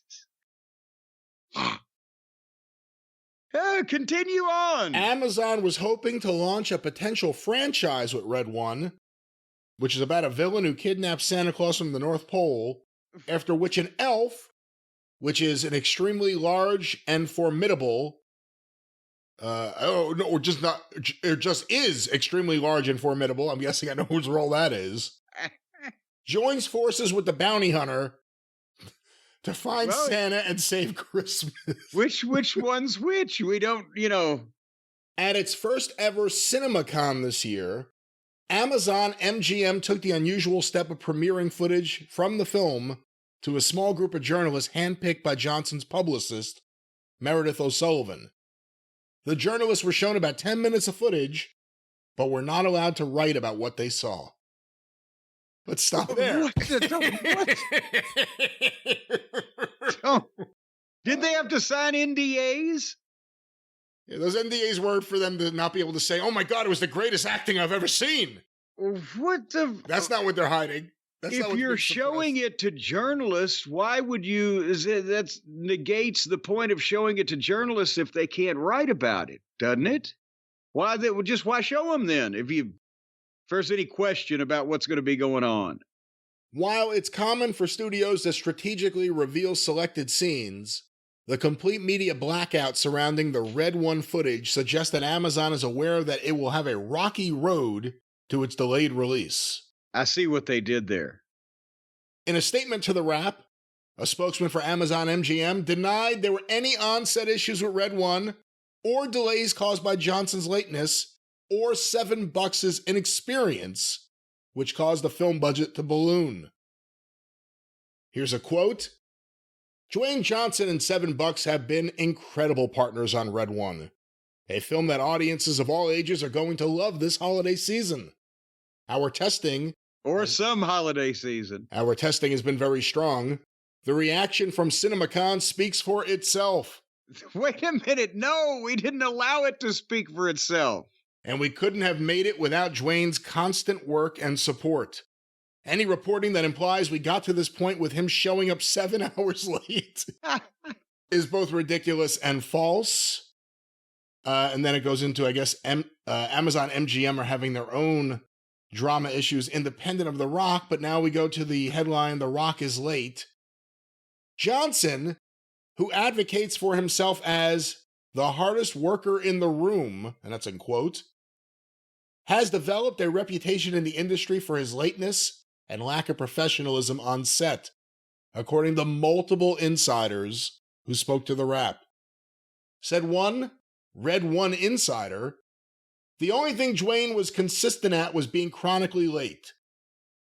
The examples of Johnson's tardiness are numerous and well documented, from showing up late to fan events to leaving entire sets idle while he was off doing 3-hour workouts. Oh, now see, but the man, he's going to be Hercules, or he's going to be this guy or that guy. He's got to be in shape. Earlier this month, he was 3 hours late arriving ahead of his main event match at WrestleMania 40. Two insiders told The Wrap. For WWE World, a WWE fan event in Philadelphia leading up to WrestleMania 40, Johnson showed up 2 hours behind schedule, drawing boos from the crowd and criticism from the local Philadelphia press. According to a WWE insider, Johnson's late arrival was due to other WWE commitments, as well as traffic in Philadelphia on the way to WWE World in Center City. That's what it is. Oh, good Lord. Down there, I believe the traffic thing. Chris Legentil, WWE's Executive Vice President for Talent Relations and Head of Communications, he's very gentle, said to The Wrap that Dwayne was not only on time for WrestleMania, he was hours early to help with rehearsal. And a pleasure to work with throughout the entire run. We scroll down a little bit. On the set of Red One, Johnson's pattern of lateness proved more damaging. Johnson was late an average of 7 to 8 hours per day. How? No, an average? That means that half the time he's more than 8 hours late. How would that would just be the next day, wouldn't it? And he missed several entire days of production, ballooning costs by at least $50 million, according to 3 insiders who insisted on anonymity for fear of being wait a fired. minute. They goddamn it. They shot Liberty Valance for less of it. No, they've shot umpteen major motion pictures in Hollywood for less than $50 million. How could even the star being late, unless he was in a goddamn horrible car wreck and disfigured and had to undergo plastic surgery for months at a time, how could that cost $50 million extra? Because he's a complete phony and he's let it all go to his head. That's why. But no, I'm talking That's about why. mathematically. How could that even be a possibility? It's insane, but let's go back to the article here. It was a fucking disaster, said one insider. On days when Johnson didn't show up, all the production crew were forced to shoot around him. Dwayne truly doesn't give a fuck, one insider bluntly said. In response to questions, 2 sources close to the production, 1 close to $7, all insisted that Johnson averaged no more than 1 hour late to the Red One set. Okay, well now see there. No one's saying he's on time. There's a wide disparity here from the sides. We're going from 1 hour to 8 hours. And I'm wondering if the truth could be somewhere in the middle, and I'm still waiting to try to figure out how that's going to cost $50 million. Were they going to spend a year in Bolivia shooting this thing to begin with? One source close to Amazon MGM said the budget never veered far from the figure Amazon greenlit the movie at $250 million. Jesus. It is completely normal for there to be budget fluctuations within 15% of the target, I think there was some budget fluctuations. Production start dates on Red One were postponed twice due to Johnson's commitments to the Young Rock series, the XFL's relaunch, and the extensive Black Adam press tour, which he hoped would position him as a major player in the DC Comics Warner Brothers universe. It did not. After shooting for a week in August, production on Red One resumed in November 2022. Johnson's tardiness has been an issue for a number of years. Here's a quote. They rent a location they could shoot as much as they can of other actors while they wait for him to decide if he's coming to set. A producer who visited the set of HBO's Ballers told The Wrap. A former production assistant on the show corroborated this, saying, here's a quote, he was regularly 3 to 4 hours late to set, keeping 100 plus crew members waiting for no reason. According to a third insider, in March of 2017, Johnson was 6 hours late to the ball. So it's going up. I mean, now it doesn't sound outrageous that he would be 8 hours late. He's obviously in small increments going up as he feels he's becoming a bigger and bigger star. What do you think of all this? Again, we haven't heard of any issue with this until suddenly we've got we're $50 million in the hole. How have they managed to keep the lid on something like this if it is indeed based in fact? And he's been buffaloing people all the time. I'm truthfully not against the pissing in the bottle. You never know where some of those porta potties have been. But otherwise, come on. Jesus go to the Christ. fucking bathroom. Get the fuck out of here. Pissing in a bottle, handing it to someone. Oh, no, well, I'm telling you, if they're on the set out in the wild, you're going to go into some fucking porta potty that's been set up in a trailer somewhere. Maybe stop taking whatever you're taking. It makes you have to piss nonstop. How about that? You've got a bottle there. You can just, it's round. You can just put old Pete right in the head of it. And I'm not against this if there's an emergency. I'm just saying the fact that it's such a frequent thing, there are multiple sources talking about it and saying how disgusting it is. It's a very interesting habit that he would adopt to save time on the set when he was 8 hours late to. On the set of 2018's Rampage, not even sure what movie that is, Johnson was late an average of 4 to 5 hours daily, with one co-star keeping records of his tardiness, according to two insiders. Here's a quote. Dwayne's call times are never ever published on the call sheet. It's because one of the actors on Rampage was keeping a log of how late he was every day. The reason behind Johnson's perpetual lateness seems to stem from his refusal to work a full shooting day, despite factoring in his 3-hour daily workout routine. And then here's another quote. It's his absolute refusal to work more than 4 or 5 hours a day, a studio insider added. Another insider suggested, it's a control thing. So let's stop there. What do you think of that? More people saying this. Well, again, I understand you've got to have the physique to be the action movie hero or whatever and fulfill the role and everything. But shouldn't he meet him halfway since he's getting all these tens of millions of dollars and just charge him for an hour and a half of his workout and put the other hour and a half on his own time? And that way it would split the difference. And then he could go work on a set for 6.5 hours and an hour and a half of his 3-hour workout, that'd be 8 hours. And then he's only an hour and a half to the negative on his own personal time. 9.5 hours. He's been a 6.5 hour movie star and he's worked out for 3 hours. Everybody would be happy.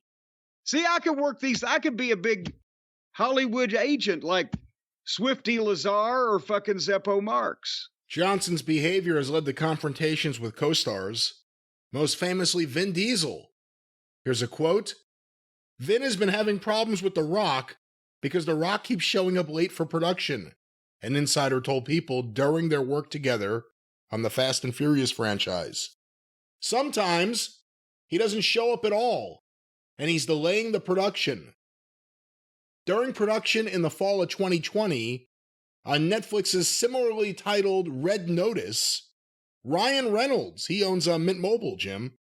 Ryan Reynolds was so infuriated after waiting 5 hours for Johnson that they had a huge fight. That's in quotes. Then Johnson stormed off the set. The two stars didn't speak for years until recently patching things up.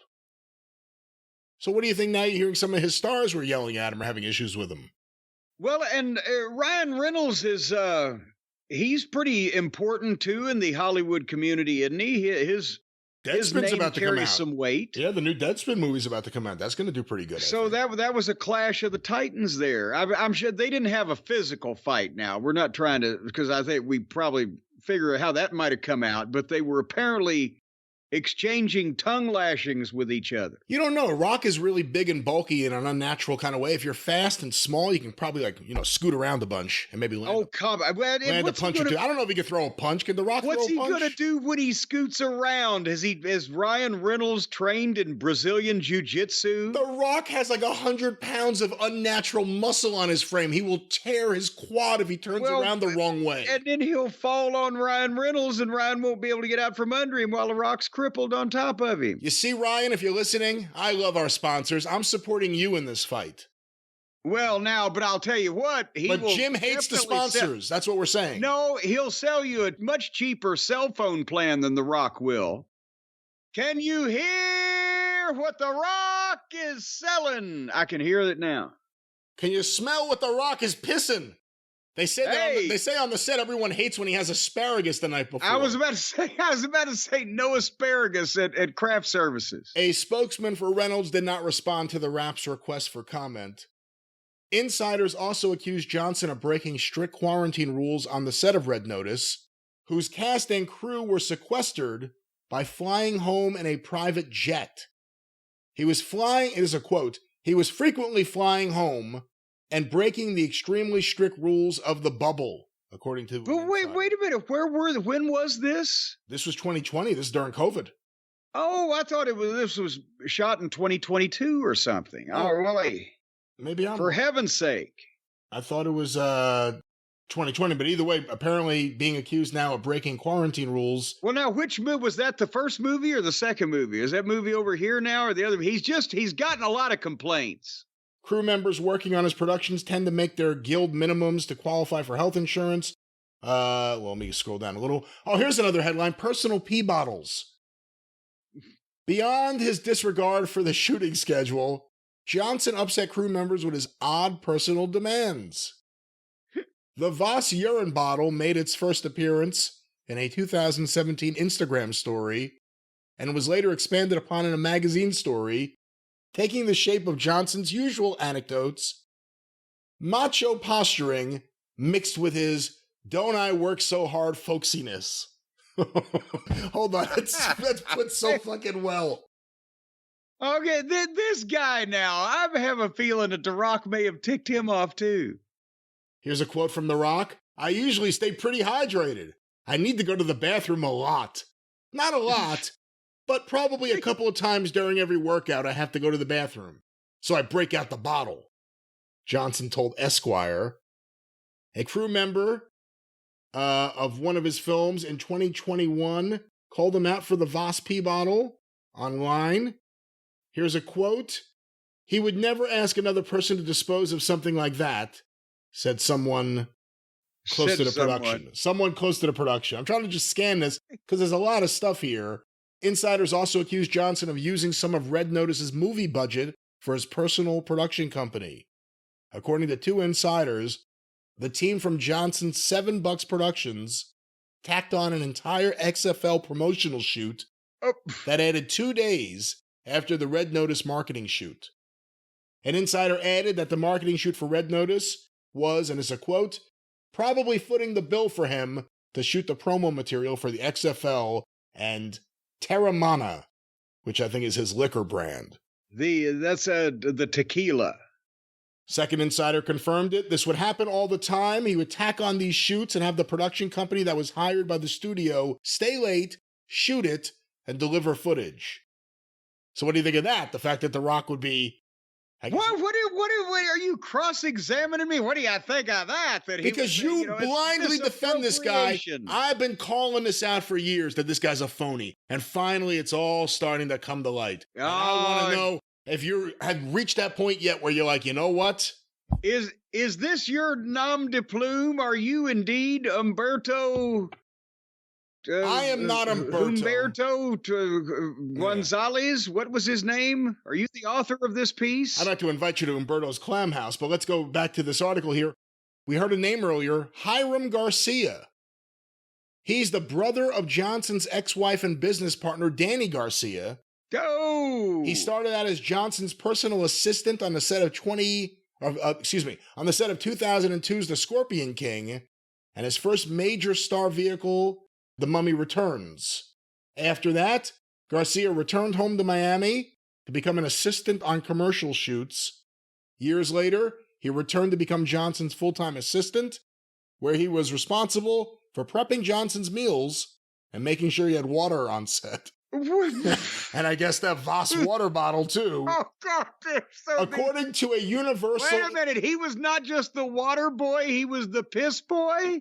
According to a Universal Insider, Garcia got up to creative assistant on the set of 2011's Fast Five, where he only had one job, to work for Johnson. Garcia was promoted to the president of production at $7 in 2017, according to Deadline. However, according to numerous insiders who have dealt with Garcia firsthand, he's incapable of leading physical production. Here's a quote. Hiram went from making Dwayne's protein shakes to running his company. If Vince from Entourage tried to give Turtle a real job, Hiram Garcia is what you get as a result. Oh! Now, hold on. We've always made fun of the fact that I have, that The Rock's productions all suck. And we all make, I say we all, I make fun of his team, Brian Gewirtz, his ex-wife, who, if you ever see a photo of her, she's on the same shit he's on, or at least she looks like it. Oh, come on now. Don't be banding around these accusations. She looks like it, I said. If you look at her, you think she's on some kind of hormone to get unnatural muscles. That's what it looks like. There's a lot of muscles there for a woman that I would assume is in the middle part of her life. A lot of muscles. And her brother, who was The Rock's piss boy, is now the head of production for his production company, which we're supposed to take seriously. Oh, piss boy. So this is a mom and pop operation, and apparently their Uncle Hiram is at the Shady Rest, is sleeping on the front porch, running the operation there. And the worlds are colliding. Despite working side by side and frequently shadowing seasoned producers for years on large-scale studio productions, here's a quote, Hiram still has no idea how to produce. God damn it. The only thing he has ever known is how to work for Dwayne. Anytime he's been in a situation where his responsibilities have expanded beyond DJ, he has crumbled. A person close to $7 noted to the Wrap that Garcia was a PGA-accredited producer with 14 years of experience producing Wait a minute, movies. what does the Professional Golf Association have to do with this? Well, it's a guild, it's a union, but when pressed for movie credits that didn't have to do with Johnson, the person cited 2019 Shazam, which you would think was supposed to tie into Black Adam, but instead The Rock wanted, I think, Black Adam to feud with Superman instead of have a thing with Shazam. Oh, good Lord. Let's go down a little more. Now, here's another thing. Hiram. I got a problem with the name, because how can you take anybody named Hiram seriously as anything other than the town drunk in a fucking Western TV show or a goddamn hillbilly? Hiram just doesn't work. You can't be an exec. He should have been high. Just high. He may have been, but he should have been just high. Hi, Garcia. That may fit on the marquee, but when you get into Hiram, that just screams fucking knucklehead, doesn't it? You know what's funny, too? It has a thing here, a link to another article they must have wrote on this website at a different time. How young Rock writers Hiram Garcia and Brian Gewirtz brought Dwayne Johnson's first WWE match to life. Again, it's like a fucking team. It's a team of stooges. That's what I've always said about Gewurz, and here it is playing out here. But let's go to this. Garcia rarely even knows the schedule on his own projects, is a quote. He should have picked up on how to keep track of the schedule and budget, but I've not seen him take any interest in doing that. Matters all came to a head in 2022 when Johnson and Danny Garcia met with Warner Brothers Discovery CEO David Zaslav on not only inserting Superman back into Black Adam, but according to 4 insiders with knowledge of the meeting, positioning $7 to run DC and replace then-chief Walter Hamada.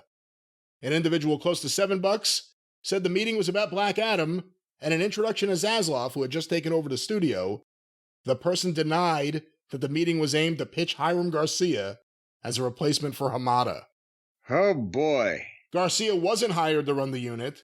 Johnson and $7 were evicted from DC shortly after the hiring of James Gunn and Peter Safran to run the division.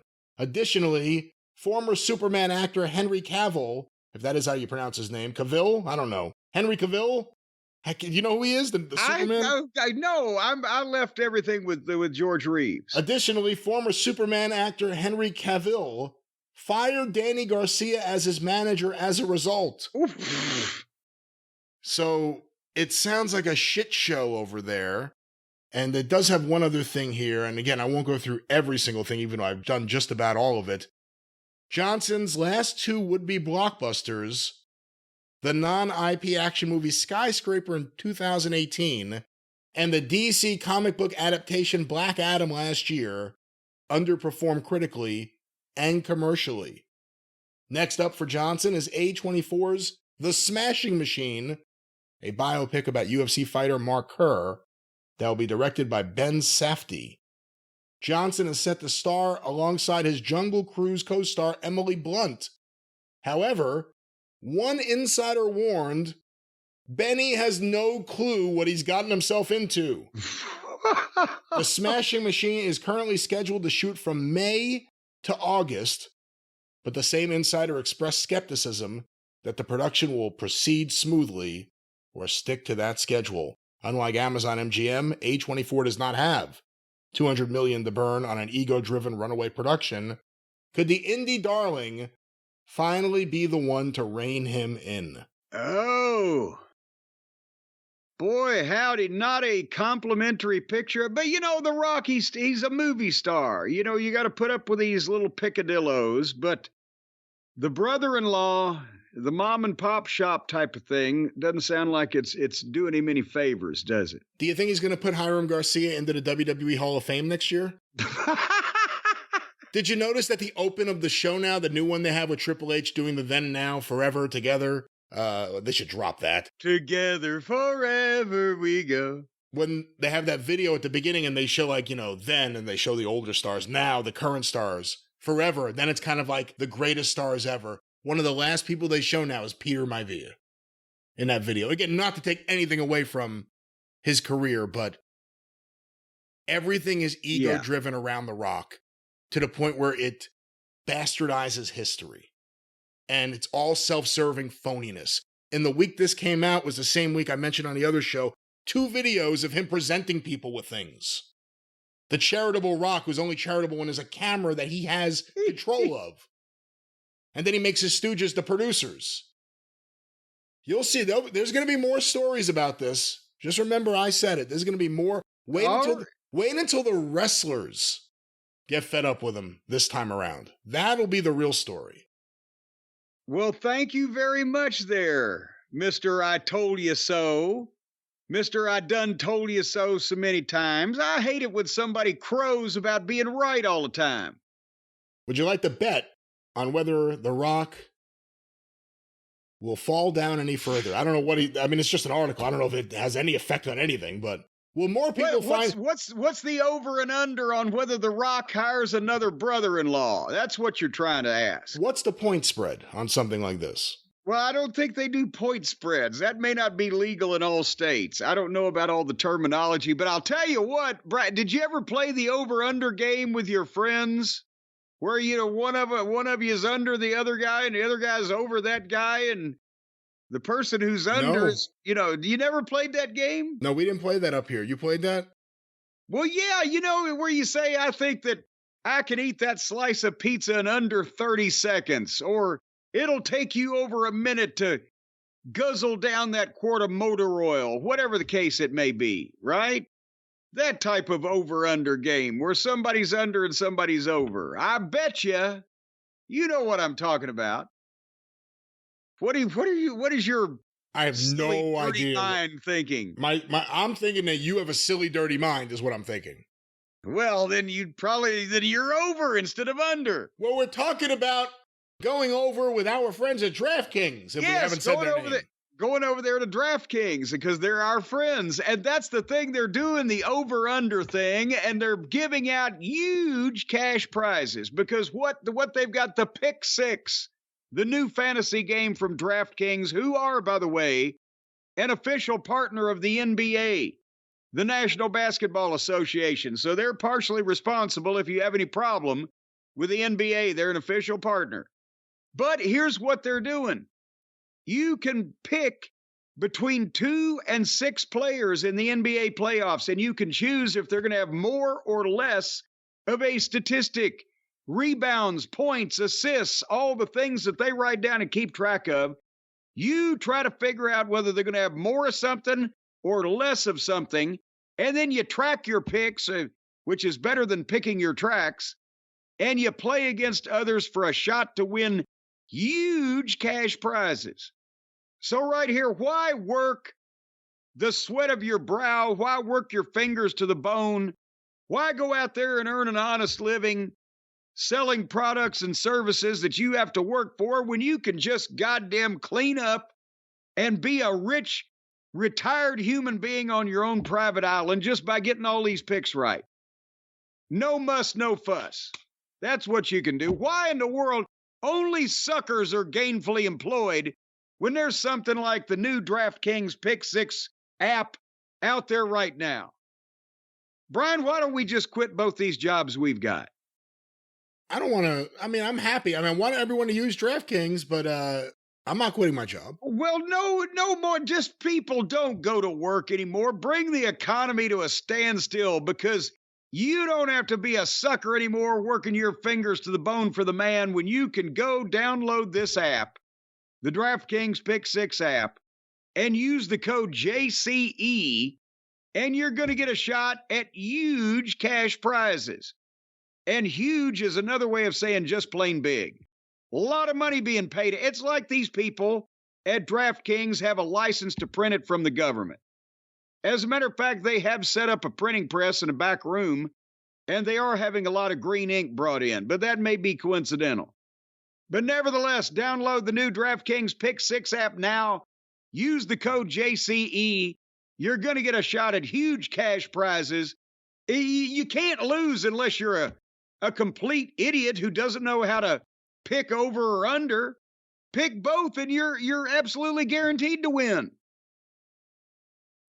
Win with Wouldn't that be DraftKings. right? I'm not going to comment on how people. We shouldn't make any suggestions. I'm just saying if you pick over and then you pick under too, well, you'd have to win, I guess, unless they broke even. Well, I guess there's some risk, but folks, where else? Otherwise, you're going to have to go to work. So just win money for free, just on your own knowledge and luck. You feeling lucky today? DraftKings, Pick Six, download, code JCE, lots of money, huge cash. All right. Well, speaking of draft and DraftKings. Oh, do we play that thing now? Oh, yeah. Oh, shit. We do. Our friend made a special comment or recording for us that I have here. Oh, here we go. Let's go to our very good friend right now. He's been busy all day. Here he is. Call 1-800-GAMBLER. 18 and over in most eligible states. Age varies by jurisdiction. Eligibility restrictions apply. Pick Six not available in all states, including but not limited to Connecticut and New York. For up-to-date list of states, visit dkng.co/pick6states. Void where prohibited. See terms at pick6.draftkings.com/promos. All right. Well, there it is. That's official. And as I said, speaking of drafts, Jim. I'm glad we got that all cleared up now. Speaking of drafts, you really seemed like you wanted to talk about Raw, so I turned the tables. I don't turn the tables. I turned the microphone over to you. Well, no, I didn't really want to talk about Raw, but I really want to talk about one segment on Raw and bring the people up to date on the drafting of the thing, because this is ridiculous now. And I don't even know if we need to go through it in detail to get the point across. But before we talk about the segment of the program that I actually enjoyed, the whole draft thing, we talked about it, and I encourage everybody to go to the previous show we did. We talked about the SmackDown on the Experience this past week, right? Or you go to YouTube and search the clip. But I made the point that I don't know a lot about the pro sports drafts, but I assume that the NFL draft is a shoot, and you confirmed this. Yes. And so they're not picking in any logical way in the WWE the talent that would be picked in a legitimate shoot draft. They're not automatically the first top picks would, besides the champions, would be the Drew McIntyres, the CM Punks, the whatever.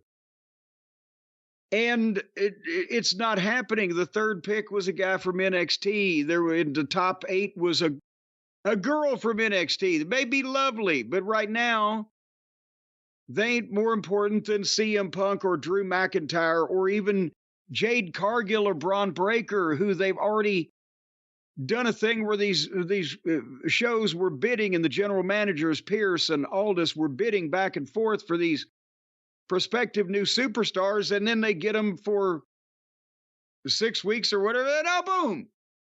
Except most people aren't moving anywhere anyway. They're just being drafted the same place they were. Do you think they had buyer's remorse? They'd already committed to doing this draft, and they said, fuck it, let's just get by with it, and we're not going to do it anymore? Or is this, what the fuck? I don't know why they did it if they weren't going to do anything. Because all you did was make it so that the next time this happens next year, people are going to think that there's a good chance nothing may happen.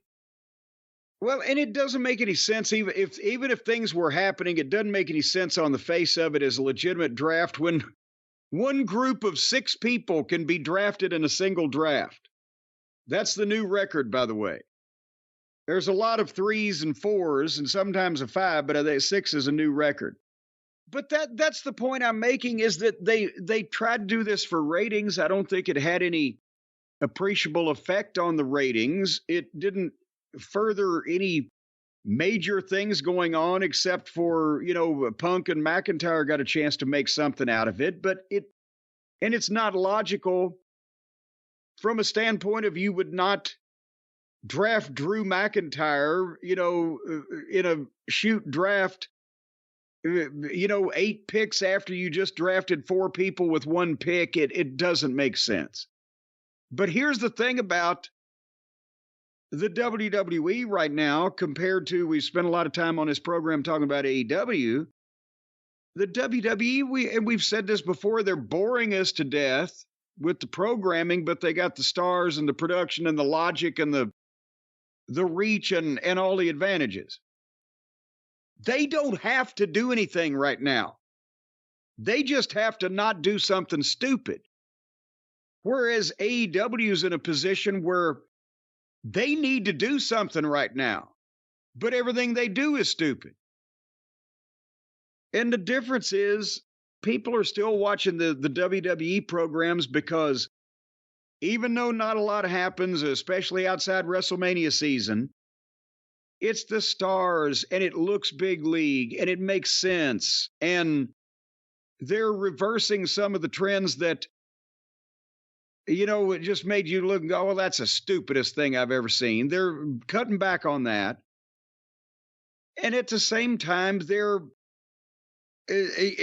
just, it doesn't make you think, what the fuck? This is a low rent, a small time operation, which the other program is doing.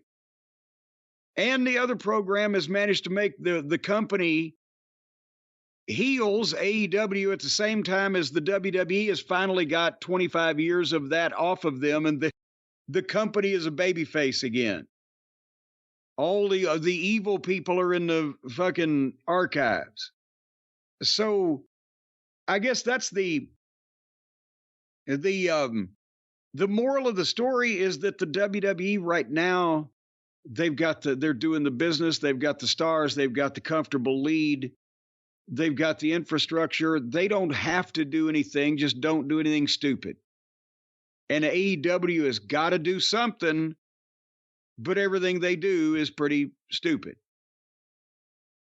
So, having said that, just going through the draft a little bit, there was 1, 2, 3, hold on, 4, 5, 6 sessions of 4, so 24 fucking people got drafted. Well, no, I'm sorry, I contradict myself. 24 draft picks and up to 6 people in a pick. So it's meaningless at this point, but they got a 3-hour show. And they had the notable things were Stephanie McMahon did round 1 by herself, didn't have anybody with her. Usually it's a 2-man or 2-person operation. But she's a babyface again, isn't she, Brian? Yeah. Was there any, from the crowd, any negative? I couldn't hear anything. No problems, no chants, no booing. They loved seeing her. Yeah, someone better someone better boo soon because they keep getting her on TV more and more. So if someone wants to stop this, now's the time to boo. I think they're just dangling it out there to see what might happen.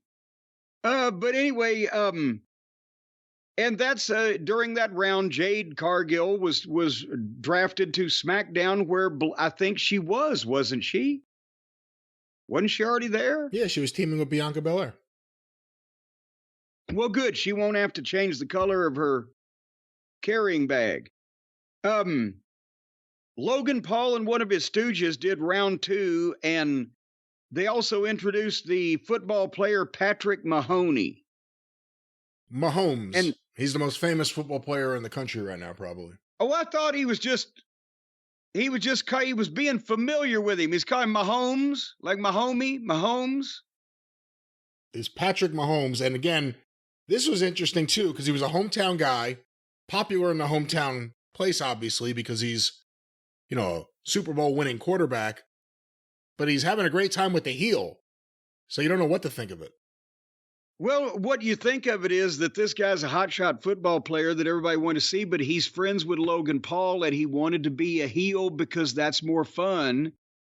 And they said, fuck it, if he'll get him on the show, then let him do what he wants. So he gives the Super Bowl rings to fucking Logan Paul, who swings at the babyface, and he ducks it. Logan Paul pickles poor old JD Funko. And how can you miss a head that size, right? And he tweeted pictures of him afterwards. He had the Super Bowl rings imprinted in his fucking head. And I told you I like him. Now, he's committed. He goes all the way. Every bump he takes looks good. When they had to do this spot, he must have said, just punch me in the head as hard as you can. Leave a mark. Yeah. Because how can they tell if his head's swollen anyway? But nevertheless, in this round, that's where CM Punk was drafted. And, of course, got a big pop and Punk chance. Normally, they're just announcing names, and people are like, ready. But again, if this was a shoot, they picked 16 entities on SmackDown the other night. And Punk would have been amongst them. But then they would have ended up with a bunch more jobbers than they drafted on this program already. JBL and Ron Simmons, this had to be a rib that they gave Ron Simmons the Japanese and the Hispanic names to pronounce. Did you hear him trying to get out the names of everybody in Escobar's group? I didn't. Now I wish I had. I had it on mute just because I figured I'll see who gets picked and I'll watch the, I think it was the Met game on that night. No, that was the best part. He mumbled through it. It's Angel and Berto and Lopez or whatever. He got through that. And then, meanwhile, JBL, he had to do Rey Mysterio, Dragon Lee, Cruz, Wild, Vega, and Carlito. There were 6 people drafted, and that was the record. But then after Ron does Escobar's guys, he has to come back with Shinsuke Nakamura. And anyway, before we talk about the segment now where Drew, and this was the part where Drew McIntyre was drafted to Raw, this late again for Drew McIntyre. Before we go into that segment, though, the rest of it, Teddy Long and Medusa presented some people. And Bubba and Devon presented some people. And then Pearce and Aldis finally finished it up. And just random thoughts, at least old Ilya Dragunov is going to go to Raw now. So we've liked him in the past. What did you think of the way they shot the NXT announcements when everyone's sitting there, baby faces and heels, but happy for whoever gets called up? Hated it. If it never would have happened that way in Ohio Valley Wrestling, goddammit. Because then everybody if you want to bring someone up to the main roster and make them a star, the exact thing that I would think you don't want is them to be sitting there looking like Lucky Lucy that just had, fucking won a refrigerator on The Price is Right. Which is that both Lyra, Valkyria, and Blair Davenport looked like they were game show winners from, middle suburbia. Don't have baby faces and heels that are mad at each other in your NXT universe sitting together just for the opportunity to go to this other television program, because that makes people who watch NXT think, well, I guess this ain't no big fucking deal. And at the same time, don't present your fucking guys or girls like they've won the lottery. If they ought to be coming out if it's a baby face, hey, I'm going to show everybody that I've got what it takes or whatever. But if it's a heel, have them go, what took you so long to recognize me? I'm going to rip this place up. Get them started from the word fucking go. Don't make people think they're some goddamn chump that has been rewarded that didn't believe in themselves to begin with. Fuck. But now that I'm over with that, the thing on the show that was great was, again, Drew McIntyre and CM Punk, because McIntyre came out and bitching, in what world do I get drafted in round 3? And he's got a legitimate bitch, right? And the fans are chanting CM Punk at him. And he did a great fucking heel promo talking about Punk. And, I'm a real man and that type of thing. And he believes in his heart that he's justified and that all these people have screwed him. It's Bret Hart for the new age. And then suddenly, like Mussolini. Oh, God. In round 3. That's another thing. They don't acknowledge the fact that fucking Punk got drafted in round 2 on Raw, which is really 5 rounds overall and is only 1 ahead of Drew, but nevertheless, Punk was ahead of Drew McIntyre. And McIntyre's looking for him everywhere. Punk is in the skybox. I'm right here, you little bitch. And McIntyre takes off like he's going to the skybox and gives Ron Simmons the opportunity to say, damn, right? So then they go to the break and blah, blah, blah, but when they come back later on, Drew's found the skybox. Well, did you see someone at one point was doing a promo in the back and Drew ran past them? Yes, it was Sheamus and somebody. Sheamus and Braun. Or Braun and Sheamus, depending on what order you want to go into. But yes, because he's running through the building trying to find the deal, right? Right. So finally he finds the box and he goes in and he sees a autographed picture of Punk there. And you're looking out over his shoulder and there's the arena, and the people in the arena now see he's in the box. And then the music hits, like Mussolini. Oh, Jesus. Or Houdini, because he's disappeared and he's come back in a different place. Now Punk's making the entrance in the arena while Drew's up in the skybox, can't get to him. And he made Punk made the joke that he's going to take less time than Drew McIntyre was champ. So he's got under 5 minutes and 46 seconds and had McAfee time him. And then he cut the promo on Drew and just ripped him to shreds. And Drew's up there glowering. And, He said, I was drafted before you because I'm the best in the world at what I do, and I'm going to make your life a living hell. And this is the most interesting thing they got going on, and they can't even have a match. But I don't care. Good. The longer they can't have the match, the more you get stuff like this. The match will screw things up. Getting physical will screw things up right now. Exactly, because they're still building it.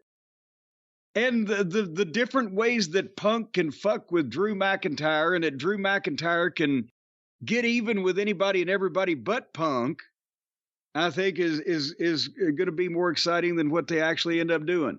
Well, I mean, in the end, when they do wrestle. But anyway, that was Raw. The rest of it, I didn't give a shit.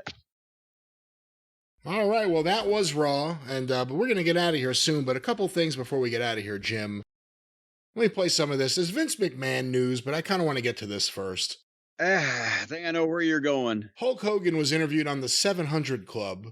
Yeah. And a video of this went up. I have some timestamps, but I'm not exactly sure if it's a question that prompts these or if this is just a quote. Let's go to Hulk Hogan on the 700 Club. Jim, there may be some dramatic spiritual music, and hopefully we can play this on YouTube. Let's see how this goes. What does the person of Jesus Christ, Terry, bring to you? That God presence in us, that still small voice. So what Terry brings to the table is a meat suit, a meat suit filled with the Spirit of Christ, and it's a testing ground for me. I accepted Christ as my Savior when I was 14, but I derailed. It wasn't my life. He has given me the opportunity to prove that I'm faithful, and I'll never make those same mistakes again. My faith, the momentum was overwhelming. There was nothing stopping me. He is wearing a John 3:16 shirt. He is in Hogan's Beach Shop, so there's just pictures of not pictures, but like NWO shirts and different things in the background. But what are your thoughts on this first one? Hulk Hogan saying that he's just a meat suit. A meat suit? I've heard of being a meathead, but a meat suit. Filled with the Spirit of Jesus. Or Christ. What became... Yeah, what became of that? You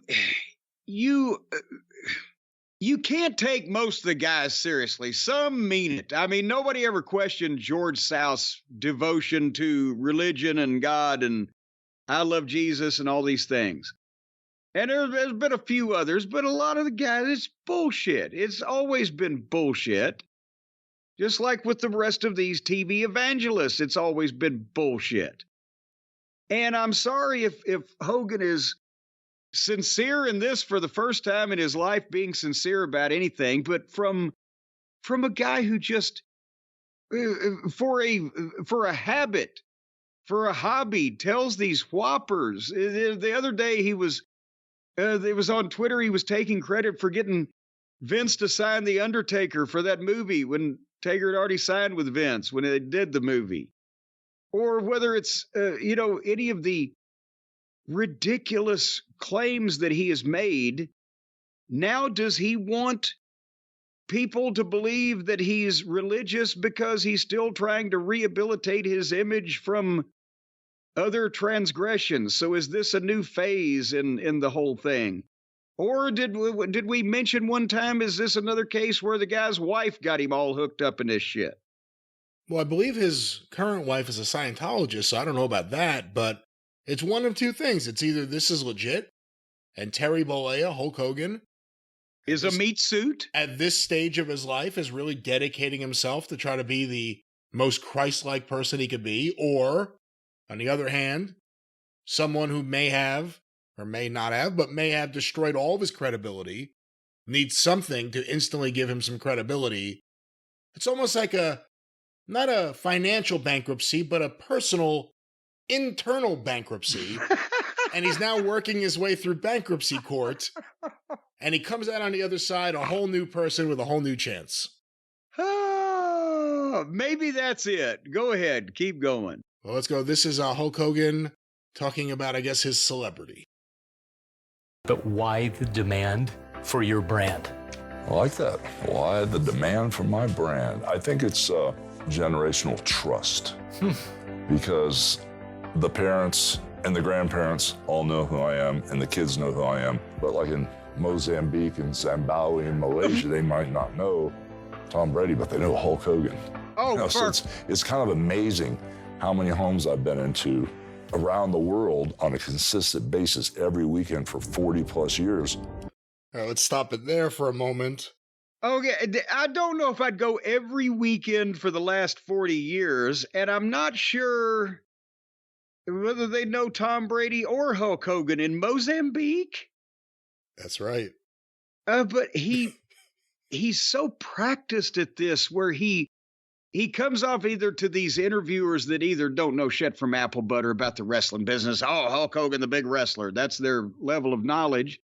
Or the people that obviously they want ratings to get a celebrity on what is CBN, TBN? Which of the BNs is this? The 700 Club, they have their own YouTube channel. Oh, the 700. Well, the 700 Club used to be on CBN, the Christian Broadcasting Network. Well, that's right. This is actually an interview, I guess, for the 700 Club with Yes. CBN Sports.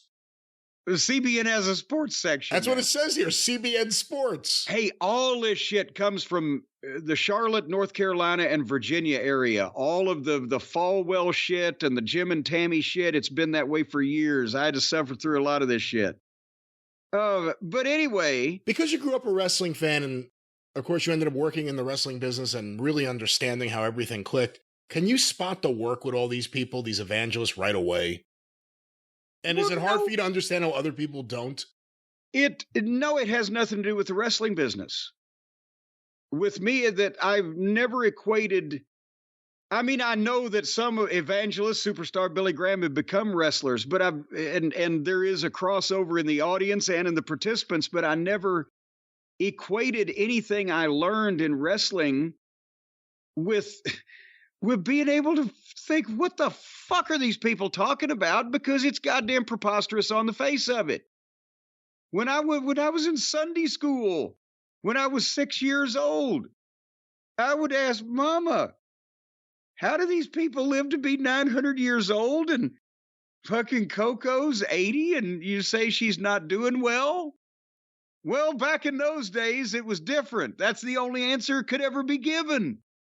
Right? So I figured it out quick. I just didn't say anything for a while because I don't want to hurt people's feelings. But no, this is, if you're a critically thinking, level-headed, reasonable adult human being, every form of religion on the planet of the earth and its backstory is complete and utter horseshit. So don't take that long to figure it out. And they want money. God's all-powerful, but he's bad with money. And he wants these people to be the one handling it. That's the other thing. But let's go back to Hulk Hogan with CBN Sports on the 700 Club talking about Andre the Giant. Oh, boy. I think he needs to put my blue headband on. It matches his shirt perfectly. Just kidding. No, I'm all for it. I'm just kidding. I'm all for it. Are those Andres? Yeah, those are his tights, brother. People don't realize how He big he was. left you those tights. We snatched him. He was your guy, right? Yeah, he Andre? was. Yeah, and a lot of people don't realize his fingers were like bananas. You know, they were just huge. What do you miss, Smoke? Let me stop it for a second. There's so much happening so quickly. His fingers were like bananas. I've often heard that said. They call them all banana fingers. Banana fingers. Him and Lance Russell together, you couldn't get in a room. Banana nose and banana fingers. And no, you could legitimately pass a silver dollar through Andre's ring finger, but still, last time I checked, a banana's pretty close to like a foot long, right? And I don't think that even Andre's fingers were. I hope you mean his ring. Long. I hope you don't mean you want to put a silver dollar through his ring finger. Or through his ring finger. Yeah, well, yes, through the ring he wore on his ring finger is what I'm trying to say. Well, let's go back to more about his good buddy Andre the Giant, who's apparently they have his trunks, his blue trunks hanging up just on the wall there, and they dwarf Hulk Hogan's trunks. Let's go back to this. Most about him. His honesty. I miss Andre's honesty because he didn't pull any punches with people, and he had Hogan, you're full of shit! a very, very rough life, I would walk with him to the airport and I could hear people saying horrible comments and things because, he's 7. I always hear that said that Andre couldn't go anywhere without people whispering stuff. And, there is obviously some of that. He's Andre the Giant. But What would be the horrible comments they'd be saying in the airport? Nobody ever said anything horrible about Andre. It was the awestruck children and the people pointing and gasping at the size of him or recognizing him as a celebrity. That's something that makes you uncomfortable if you're Andre and just want to go and do your thing. But nobody was like maligning him or fucking making, why you fucking freak? That wasn't happening. Psst, see that guy? Edouard Carpentier really didn't find him in the middle of the road. Yeah. He didn't lift that tree at all. Let's go back to Hogan on Andre. 7'4" and 650 pounds. And oh, boy. And then I traveled with him a lot. And he could never sit in that chair. There was never a comfortable chair. Never could hold a fork or a knife he could work with. Whenever he'd get a hotel room like at the Marriott, I'd go in his room and I'd help him push the beds together, and he still wouldn't fit on two double beds. So wait a minute, stop it. That's a well-known story that Andre, from the time he got into business, went on the road, would often have to push two beds together to have something big enough to sleep on. But now Hogan has inserted himself instead of Arnold Skolin, Frank Valois, or Timmy White, or any of the people that rode or drove Andre and agented Andre on the road. Hogan is himself going in to help Andre the Giant shove these beds together. He inserts himself into everything. He also said Andre weighed 650 pounds. Well, and we blew past that, but it's an extra 150 pounds or so amongst friends. His guidance and his friendship, and basically him being so honest, just really point A to B, no spice on it, man. He hits you with the real deal. So that's what I miss about him. All right, well, there are his thoughts about Andre. Obviously, he's still affected by the loss of his friend. Well, at least he wasn't 8 feet tall this time, and at least Hogan didn't tear all the muscles in his back and undergo 2 years of rehab after body slamming him. All right, Jim, this next part is one that a lot of people are talking about, so we'll talk a good deal about it. Here's Hulk Hogan talking about a voice message he received from Rowdy Roddy Piper. Well, can I tell you a crazy wrestling story? Yeah, of course. A buddy of mine, Roddy Piper, passed away. Yeah, of course. Roddy Piper. And he was really trying hard to, surrender and try to get his life straight. So, we would text every single day. Now, in the wrestling business, for 25 years, we couldn't stand each other. We were at each other's throats. I know it's predetermined, all that, but he did not like me, and I did not like him. And that's just how it was. Well, once we got older and, we basically had some conversations. And so we started talking a lot, and he started asking me about my spirituality. He really didn't connect, but he was very curious, He wouldn't surrender. And all of a sudden, he passes away. And it was an A&E special about Roddy Piper. And the very thing, when they get ready to go to credits, it wasn't a text message, but it was a text message that was a voice message on the text. So he must have. But this text message came in 2 days after he died. And the text message goes, I'm just loving you, my brother. I'm just walking with Jesus and loving you, my brother. I was like, he would have never said that when he was here. And Terry, he wanted you to hear it, right? Hogan he's lifting a tissue to his eye.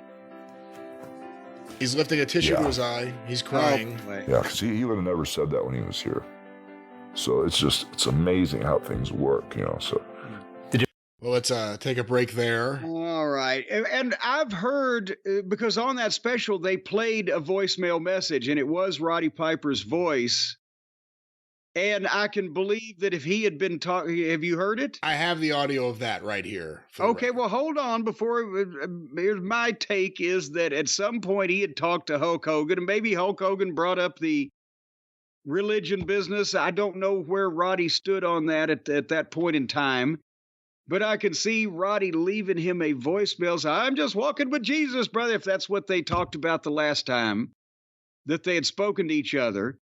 Do I believe that the voicemail came in after Roddy passed away? Yes. Do I believe the voicemail was generated or recorded after Roddy passed away? Oh, fucking come on. Well, let's go right now to Roddy Piper's voicemail from one of these WWE A&E shows. walking with Jesus today, my brother. Walking with Jesus, loving you and praying for you. It really spooked me out, like, alien thing, you know, like. Let me stop. Alien thing. It spooked me out like alien thing. I don't even know. It was aliens before. Now, I guess God's the same thing. God is not an earthly creature. He must be from the planet Neptune or whatever the case. And I mean, Brian, you tell me, is the technology such that if you send a voicemail, it could be delayed a day or two? That could have been sent before Roddy passed away, or is Hogan completely yanking our chain and he got the voicemail and he came up with the story that it came in after Roddy passed away? What's your opinion here? You know, I'm not sure, because he also said that it was if you see the video, he makes the motion like he's texting, that it was a text message, but it was voice. So did he receive a separate text from Roddy Piper? Because otherwise, why did he say that? Well, yeah. He got this at some I don't know point. the terminology, but you have a thing where if I leave you a voicemail, then it shows up as a text to you also, and you can read it, or then you can go back and listen to it, right? Right.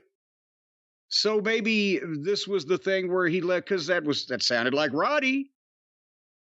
So he left and then it was transferred to a text that Hogan, I don't know. It's Hulk Hogan. Who knows? Well, we have one last clip here from Hulk Hogan, I guess, talking about, I'm not exactly sure what he's going to talk about here. Let's go to this. Once you knew things were scripted, predetermined outcome. Mm-hmm. Difficult for you to maintain the competitive side while entertaining? As a businessman, I look at it completely different, because when a lot of wrestlers look at it and go, it's predetermined, it's a work. I'll take it easy on you out there. If I was to grab your arm like this and put you in a top wrist lock here, that's a work. That's a work. But if I go to the outside, that's a shoot. That means you're actually trying to hurt somebody. Break bones. There's right now something on the screen that says wrestling term. Shoot means going off script. Submission holds. Oh, it doesn't matter if you win or lose. It's predetermined. Well, it does, because if I'm the good guy and my merchandise is selling 5 times more than you, that's a shoot to me. Started, man. Don't make me come over there. It's okay. I'm way past my prime. You have an easy day with me. Real easy. Don't forget it's predetermined. Oh, they're right. But isn't that a lot like the lives we live? We attempt to write the script to control the outcome. Right, Terry? Very funny. This whole thing is a shoebox. Who is this announcer? He's with What CBN is he Sports. on? He's with CBN Sports. What sport? Tiddlywinks? What the fuck? Is he on some kind of mood elevator or something? We're in the shoebox and he's in control, and it's going to happen exactly the way he wants it to happen and exactly the way it's supposed to be, and there are no coincidences. Yeah. None. See, that's the thing that I can't stand. Nothing is in control. Everything is a series of random coincidences, and you attempt to carve out your niche in the world and do the best you can with the things that you can maintain some level of fucking control or supervision of, and otherwise you might get hit by a fucking truck. It's weak-minded and nonsensical to have these delusions that some master plan is in effect for our little insignificant fucking meat bags or meat suits. Like that anything it's not worth it. We're the same classification as the fucking ants, only we're a little bigger and we can yell louder. Otherwise, what the fuck? That's what just to make yourself babyface to a large segment of people to go through this whole thing and say all these things. I don't understand why he feels it's worth it. He's older than I am. Go home and play with your fucking dog, Hulk. Why do you care what the world thinks about you? You won your money back that you lost in the other deal. You don't need to work anymore. Stay home. Put your feet up. Shut your mouth. Brother, why do they care? Why does anybody with more money than me, and he has it, give a shit what anybody thinks out of it, wants to renovate their image, wants to do any of this shit. Why is he not home petting the fucking dog? Because he divorced her. Hey, come on kidding. now. I'm kidding. It was a joke. It was a joke. Well, that was Hulk Hogan on the 700 Club. Jim, real quick before we get out of here and go to the very quick legal update. If you need to sue, who do you call? Well, you call the number 877-50-STEVE, and on the other end of the line, you're going to talk to this man. Call Stephen P.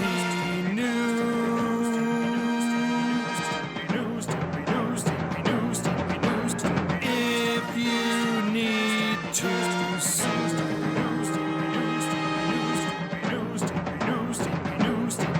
An outlaw mud show or two. Still to the rest. Yes, ladies and gentlemen, but he's not new. As a matter of fact, he's old. The new law office has just celebrated its 20th anniversary. That means that Stephen P. New, as well, he's not near retirement yet, but he's headed downhill. It's all downhill for Uncle Bean and Stephen from here. But nevertheless, get him while he's still able at 877-50-STEVE, newlawoffice.com. The man, the myth, and the legend who will right the wrongs and deliver justice to the unjustified or the undocumented or potentially even the illegitimate. We're not sure how these fucking paperwork things are executed. You leave that to the experts. And that's Stephen P. New. California, here he comes. He's going to have a media scrum about how he's suing these bums who left us with just a few crumbs. That's right. The law office is Stephen P. New, 877-50-STEVE. Jim, before we get out of here, the legal update. Yes. I have a couple tweets here that Brandon Thurston sent out yesterday. John Laurinaitis filed a motion to compel arbitration in Grant versus WWE et al. Here is a statement. He's flipping, ain't he? This is a statement from his attorney, Edward Brennan. John Laurinaitis has filed a motion today, fully joining in and adopting Vince McMahon's motion to compel arbitration.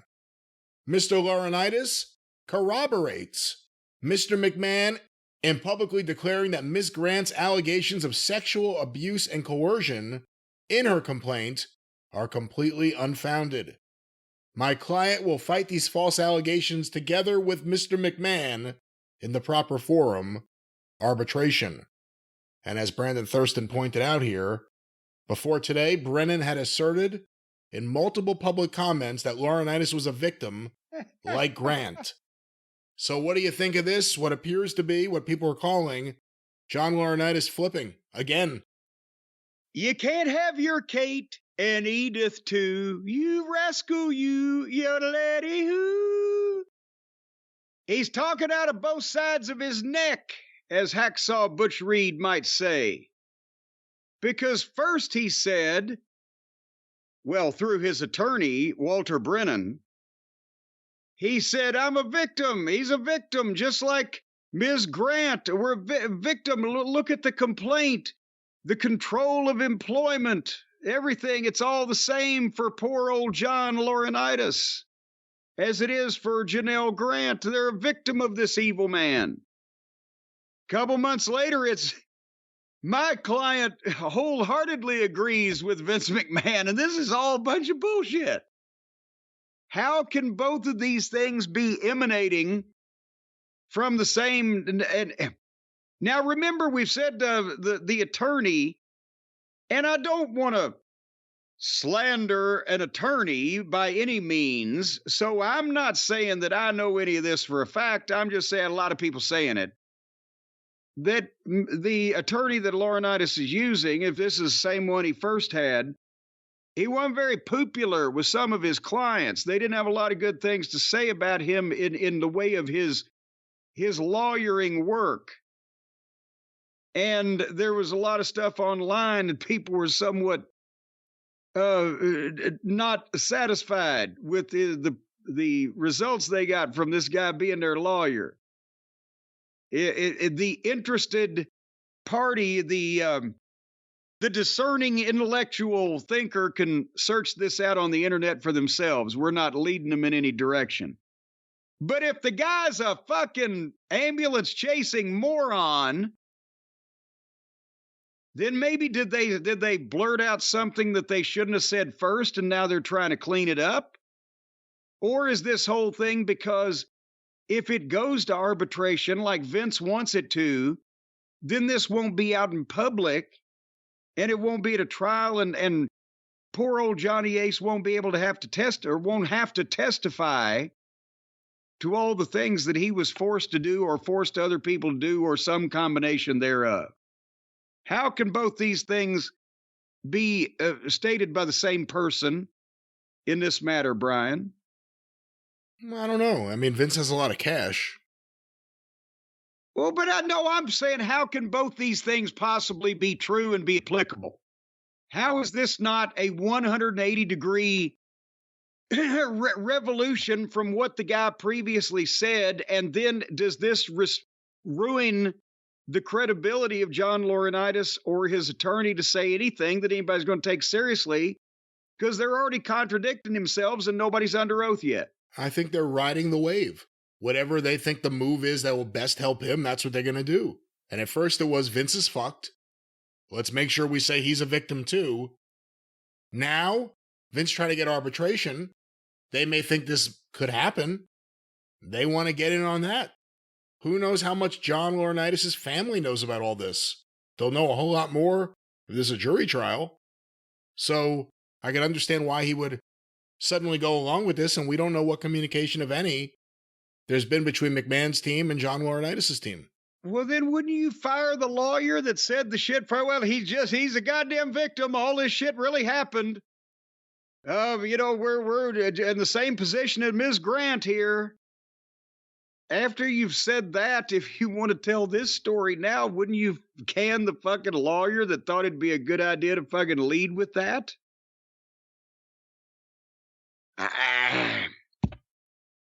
Both of these things cannot be true because they're completely diametrically opposed. And we said the same thing about the statements that Janelle Grant and Vince McMahon have both made. Well, somebody's a lying sack of shit because there's no way that one side's story could be misinterpreted or misapprehended or in any way fucking confused with the other side's story.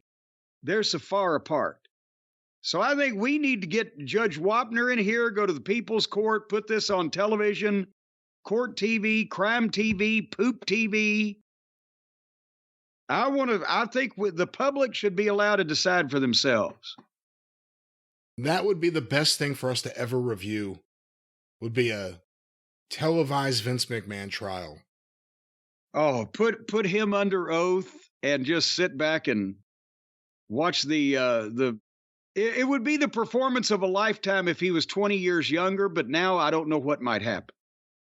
Well, what I know might happen is we might end this show. It's been Finally? a while. That is a keeper, and we're not going to top that. And with that, the drive-thru has closed.